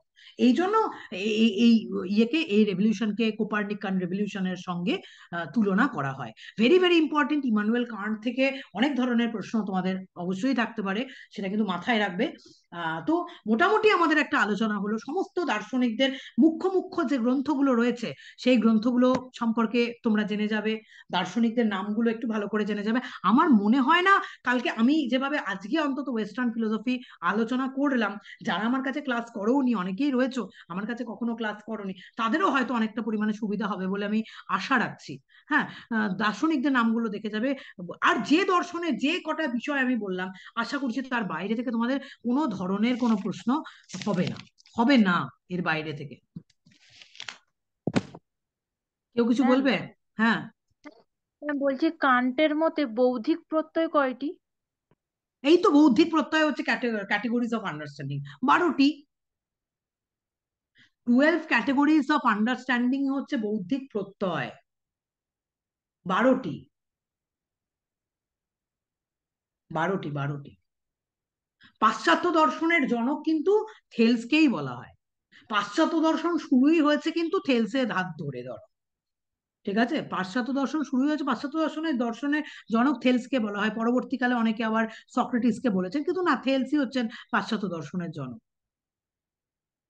বলো, বোঝাতে পারলাম নাকি? আলোচনাটা তোমাদের জন্য কি ফ্রুটফুল হলো? জানি না কি বোঝালাম একটা ক্লাসের মধ্যে। সেই ধরো হ্যাঁ ম্যাম, এনশিয়েন্ট খুব গ্রিক ভালো। ফিলোসফি থেকে শুরু করেছি, আর ইমানুয়েল কান্টে গিয়ে শেষ করলাম। কিছুই হয় না এই ভারতীয় দর্শনের ক্লাস হলে আরো ভালো হতো। ভারতীয় দর্শনের লাগবে না, এখন তো আর তোমরা সময় যেভাবে নেই। পড়েছো, তোমরা যেভাবে ম্যাম পড়েছো। হ্যাঁ, বলো অভিজিৎ। একদম পুরো মনে হচ্ছে যেন চোখের সামনে ভাসছে, পুরো একদম প্লেটো থেকে শুরু করে কান্ট পর্যন্ত। ভারতীয় দর্শনে কে বললো না, ওটাও যদি কোনো মানে সময় যদি থাকতো, ওটাও যদি ওরকম করে করে দেওয়া হতো, তাহলে মনে হচ্ছে যেন পরীক্ষা দিতে যাওয়ার আগে ওটাই যেন সবটাই গত এরকম 2-3 দিনে যদি একবার করতে পারতাম, এখন মিস করছি। কালকে সকালবেলা করে নেবে 6টা থেকে। হ্যাঁ ম্যাম, হ্যাঁ হ্যাঁ ম্যাম, ভালো হ্যাঁ ম্যাম, করতে পারবো। করে নেবে। একটু 1 ঘন্টা হলে আচ্ছা করে নাও, অসুবিধা নেই, ঠিক আছে, ম্যাম হয়ে যাবে। আজকের ক্লাসটা আর যেটা আপনি দেবেন বললেন ওই দুটো একটু পাঠিয়ে দেবেন, মানে কোনটা কোনটা ওই যে সুইটি একটু গ্রুপে লিখে দাও তো, কোনটা কোনটা পাঠাতে হবে, আমি দিয়ে দিচ্ছি। এটা এখন হলো, আর উদ্দেশ্য বিধেয় ধারণা যেটা আপনি বললেন ছোট ভিডিও পাঠাবেন। ও আচ্ছা আচ্ছা আচ্ছা আচ্ছা আচ্ছা, ইউটিউবেই আছে ওই ভিডিওটা, ইউটিউবেই আছে। দাঁড়াও দেখে আপনারা নিচ্ছি, দিতেন ভালো হতো। দাঁড়াও দাঁড়াও, আমি ইউটিউবে তোমাকে তো বুঝিয়ে দিলাম মোটামুটি ইমানুয়েল কান্টের ওপরে। দাঁড়াও দাঁড়াও, সিনথেটিক এপ্রায়োরাই জাজমেন্ট, দাঁড়াও, এটা এটা প্রশ্ন আসবে কিন্তু খুব ইম্পর্টেন্ট, প্রতিবার প্রশ্ন থাকে সিনথেটিক এপ্রায়োরাই জাজমেন্টের ওপর। দাঁড়াও আমি দিয়ে দিচ্ছি তোমাদের গ্রুপে। আচ্ছা, কালকে তোমরা 6টা থেকে ক্লাস করতে ওয়ার্ল্ড চাইছো? ফিলোসফি ডে কি আন্তর্জাতিক জন্মদিন পালন হয়? হ্যাঁ হ্যাঁ বলো, ওয়ার্ল্ড আমি philosophy day plate world philosophy day, world philosophy day আমি তো লিখিয়ে সক্রেটিসের দিয়েছিলাম এটা। জন্মদিন। ওয়ার্ল্ড সক্রেটিসের, ঠিক আছে, আমি তো এটা দিয়েছিলাম তোমাদের প্রশ্ন, ওয়ার্ল্ড ফিলোসফি ডে, ঠিক আছে, প্রতি বছর 21 নভেম্বর 2024, 21 নভেম্বরে থার্সডে হয়, থার্ড মনে হয় থার্সডে হয়, তৃতীয় বৃহস্পতিবারে মনে হয় প্রতি বছর, ঠিক আছে, প্রতি বছর ওয়ার্ল্ড ফিলোসফি ডে। দাঁড়াও আরেকটা জিনিস আমি বলে দিচ্ছি, পুরো ওয়েস্টার্ন ফিলোসফি কার ফুটনোট, ঠিক আছে, এটাও তো প্রশ্ন দেয়। প্লেটো। প্লেটো। প্লেটো, প্লেটোর ফুটনোট, সেই ঠিক যে আছে, প্লেটো। মুরগার্ড না কে বলেছিল এটা? হুম হুম হুম, মনে রেখে দিয়েছো, ভালো মনে রেখেছো, আমারই মনে নেই। আর সক্রেটিসের জন্ম হচ্ছে তোমার হচ্ছে ওয়ার্ল্ড ফিলোসফি ডে হিসাবে, সক্রেটিসের জন্মদিনকেই কিন্তু পালন করা হয় ওয়ার্ল্ড ফিলোসফি ডে হিসাবে, ঠিক আছে। তাহলে মোটামুটি একটা আইডিয়া যেটা আমি দিলাম এটা মাথায় নিয়ে যাও, ঠিক আছে। কি বললাম আমি জানি না, কোথা দিয়ে শুরু করলাম কোথায় শেষ করলাম। আমি 15 মিনিট আগে ভাবছি, ধরো ক্লাসে 15 মিনিট আগে আমি ভাবছি কি বলতো, যে আজকে আমি কি আলোচনা করব পুরো ক্লাসে, ঠিক আছে, আমি বসে বসে ভাবছিলাম ধরো 15 মিনিট আগে, হ্যাঁ, যে কি আলোচনাটা আজকে আমি করবো পুরো বই, কি বলবো, কোথা দিয়ে প্রশ্ন আসবে, ঠিক আছে, গড় গড় গড় গড় গড় গড় করে বলে গেলাম কিছু বিষয় যে এই জায়গাগুলো থেকেই প্রশ্ন আসবে। হ্যাঁ, আশা করছি এর বাইরে থেকে ওয়েস্টার্নে প্রশ্ন হবে না। কালকে সকালবেলা বসে ইন্ডিয়ান ফিলোসফিটাও বলে দেবো, সবার হাই ডিমান্ড রয়েছে এখন ইন্ডিয়ান ফিলোসফিটাও একটু আলোচনা করে দিই। ম্যাম একটু হ্যাঁ হ্যাঁ সকাল প্লিজ, সকাল। কালকেটা যেন মিস না ছটা হয় ম্যাম, ছটা প্লিজ। ছটা হ্যাঁ ম্যাম। হ্যাঁ হ্যাঁ হ্যাঁ হবে। তোমার হ্যাঁ ম্যাম পরীক্ষা 6টা। কালকে কটা থেকে, কালকে পরীক্ষা কটা থেকে? 2:30 থেকে। দেরি আছে, 6টা থেকে করে দেবো, 6:30 করি, 6:30 করি, 1 ঘন্টা লাগবে, এক না ঘন্টা থেকে দেড় ঘন্টা। আপনার যখন সুবিধা ম্যাম, হয়। 6টায় হবে ঠিক। 6টায় হবে, আচ্ছা ঠিক আছে 6টা থেকে, ম্যাম ঠিক আছে আরো 6টা আগে থেকে। ম্যাম 6টা আমাকেও তো থেকে একটু, 7টা ম্যাম, আমাকে 1 একটু ঘন্টা একটু। আমাকেও তো একবার একটু দেখতে হবে নাকি, যে হচ্ছে দেখি কি বলবো, অন্তত কি বলবো আমাকেও একটু বই খুলে তো ঠিক আছে দেখতে ম্যাম, হবে একবার। দেখুন কিন্তু কালকে ক্লাসটা করবো অবশ্যই। আচ্ছা ঠিক আছে, কালকে 6টা থেকে, ঠিক আছে, আমি আলোচনা করে দেব সমস্ত বিষয়গুলো ইন্ডিয়ান ফিলোসফি থেকেও চেষ্টা করব। হ্যাঁ, আজকের মতোই চেষ্টা করব। মানে যারা আমার কাছে ক্লাস করো না তাদের জন্য কি ক্লাসটা হেল্পফুল হলো নাকি আমাকে জানিও, কেউ একজন জানালেও অবশ্য, আমি কথা বলতে বলতে আমি হারিয়ে ফেললাম। তো আজকের ক্লাসটা আমি ইউটিউবে দিয়ে দিচ্ছি, সবার যেন একটু হেল্প হয়। হ্যাঁ, এইটুকু আশা রাখছি, মানে এইটুকু আশা নিয়েই আজকের ধরো ক্লাসটা আমি নিয়েছি। আগামীকাল সকাল 6টা, ঠিক আছে, আগামীকাল সকাল 6টা আমাদের আবার দেখা হবে টোটাল ইন্ডিয়ান ফিলোসফি নিয়ে। টোটাল ইন্ডিয়ান ফিলোসফির যে বিষয়বস্তুগুলো আছে, ইন শর্ট আমি প্রত্যেকটা জায়গা, চারবাক দর্শন থেকে শুরু করে একদম বেদান্ত দর্শন অবধি সব আলোচনা করে দেবো 1 ঘন্টায়, এইটুকু আমি তোমাদের আশ্বস্ত করছি। আশা করি ইন্ডিয়ান ফিলোসফি ওয়েস্টার্ন ফিলোসফি অসুবিধা হবে না, যদিও একটা ক্লাস করে তো আর কোনো কিছু হয় না। হ্যাঁ, আগে নিশ্চয়ই তোমরা এত কিছু করেছো বলেই ভালো করতে পারবে, বেস্ট অফ লাক সবাইকে, ঠিক আছে। হুম। বলে মেনি মেনি থ্যাঙ্কস ম্যাডাম, মানে এইটা সত্যি খুব দরকার ছিল আমার জন্য। আমি পড়ছি কিন্তু যেন মনে হচ্ছে গুছানো হচ্ছিল না কিছুতে, এটা গুছানো হয়ে গেল একটা। গোছানো হয়ে গেল। আর ঠিক আছে, পরীক্ষার লাস্ট মুহূর্তে এটা মনে থেকে যাবে, ভেতরে গেঁথে থাকবে। হ্যাঁ, সবকিছু পারবে, একটু ভেবেচিন্তে আনসার করবে সবাই, ঠিক আছে। যে প্রশ্নগুলোর উত্তর আগে পারবে সেই উত্তরগুলো আগে একটু করে নেবে, তারপর যেটা পারবে না অবশ্যই 4টে অপশনের মধ্যে খুব ভাবনা চিন্তা করবে। তোমরা তো সবটাই সময় ধরে ধরে পড়েছো, পর পর পর পর পড়েছো, কোনোটাই তো তোমরা খাপ ছাড়া পড়োনি।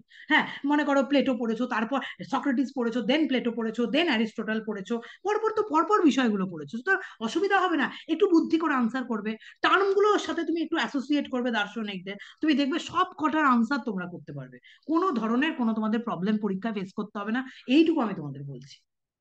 আর ঠিক ধরো আছে? যেটা একদমই পারবো না সেটা ছেড়ে দিয়ে আসবো তো। হ্যাঁ, একদমই যেটা তোমার মনে হবে একদম আনকমন তুমি করবে না, তুমি ছেড়ে দিয়ে আসবে, কারণ তোমার তো নেগেটিভ মার্কিং রয়েছে, কেন করতে যাবে শুধু শুধু সেটা? বরং তুমি যদি 90টা প্রশ্নের মধ্যে 80টাও তুমি যদি করে 10টা তুমি যদি মানে আমি ছেড়ে দিলাম, হ্যাঁ লিভ করো, 10টাও যদি আমি ছেড়ে দিলাম, তুমি যদি 80টারই ঠিক উত্তর করে আসো, সেটাই কম কি, তাই না? তোমার তো কোনো নেগেটিভ নেই, নেগেটিভ মার্কিং হবে না সেখানে। সুতরাং যেটা কনফিডেন্ট সেটারই আনসার করে আসবে, কিন্তু একটু বুঝে করবে আনসার গুলো, দেখবে যে তুমি অ্যাসোসিয়েট রিলেট করতে পারবে প্রত্যেকটা বিষয়ের সঙ্গে। খুব ভালো হবে সবার এক্সাম, সুতপা তোমাদেরও এক্সাম সবার সবার খুব ভালো হবে। বেস্ট অফ লাক তোমাদের সবাইকে, তোমরা পারবে, এইটুকু আমি বলছি, তোমরা পারবে। আহ, হ্যাঁ, নেটের জন্য সব ইম্পর্টেন্ট, এগুলো একদম একদম প্রত্যেকটা জিনিসই তো নেটেও রয়েছে, এসএলএসটি তেও রয়েছে, সবইতেই রয়েছে। ঠিক আছে, বুদ্ধি করে আনসার করবে, দেখবে 4টে অপশনের মধ্যে 2টো অপশন হবে না, 2টো অপশন একটু অন্যরকম থাকবে, 2টো অপশন হবে না, বাকি যে 2টো অপশন সেই 2টো অপশনকে নিয়ে ঘাঁটবে, এবং ওই দার্শনিকদের নামের সঙ্গে ওই বিষয়গুলোকে অ্যাসোসিয়েট করবে যে কে কোনটা বলেছে। সব বিষয়ে আজকে আলোচনা হলো তো সামগ্রিকভাবে, দেখবে তোমরা অ্যাসোসিয়েট করতে পারবে। আর আমি আশা রাখছি যে অন্তত তোমার 25টা প্রশ্ন যদি তোমার ওয়েস্টার্ন ফিলোসফি থেকে আসে, সেই 25টা প্রশ্ন তোমরা কমন পাবে, কমন পাবে, এইটুকু আমি তোমাদের বলছি, অ্যাসিওর করছি তোমরা কমন পাবে। আমি কোশ্চেন করিনি, তবু আমি অ্যাসিওর করছি তোমরা কমন পাবে। ঠিক আছে, হবে না, এর বাইরে থেকে প্রশ্ন হবে না। তোমার লাইবনিজের মোনাডোলজি, এর বাইরে থেকে কি প্রশ্ন হবে, কোথা থেকে প্রশ্ন হবে? সব বিষয়টাকে গুছিয়ে দিলাম, রাত্রেবেলা একবার করে চোখ বুলিয়ে নাও পুরো বিষয়গুলোকে। আমি যা যা যা যা বললাম, যদি খাতার মধ্যে নোট ডাউন করে থাকো, সেগুলোকে জাস্ট একবার করে চোখ বুলিয়ে নাও যদি হাতে সময় থাকে, ঠিক আছে? ভালো হবে। হ্যাঁ, তো আজকে ক্লাসের রেকর্ডিং অবশ্যই এখনই ইউটিউবে যাবে, আমার আসলে রেকর্ডিং আপলোড হতেও একটু সময় লাগে, বড় ক্লাস, আজকে তো প্রায় 2 ঘন্টার ক্লাস হচ্ছে। হ্যাঁ, আশা করি তোমার যদি আবার মনে হয় যে শুনবে, কালকে ওইখানে যাওয়ার সময়, হ্যাঁ হচ্ছে তোমার সেন্টারে পৌঁছানোর সময় কানে হেডফোন দিয়ে ক্লাসটা শুনে নিও, সেটাও তোমার জন্য হেল্পফুল হবে। ঠিক আছে, এইটুকু বলে আজকে ক্লাসটা শেষ করছি। আবারও বলছি সবাইকে অনেক অনেক আহ, মানে অনেক শুভেচ্ছা, বেস্ট অফ লাক, কালকের পরীক্ষা সবার ভীষণ ভালো হবে। পরীক্ষাটা দিয়ে এসে আমাকে একটু প্রশ্নপত্রটা পিডিএফ করে পাঠিও।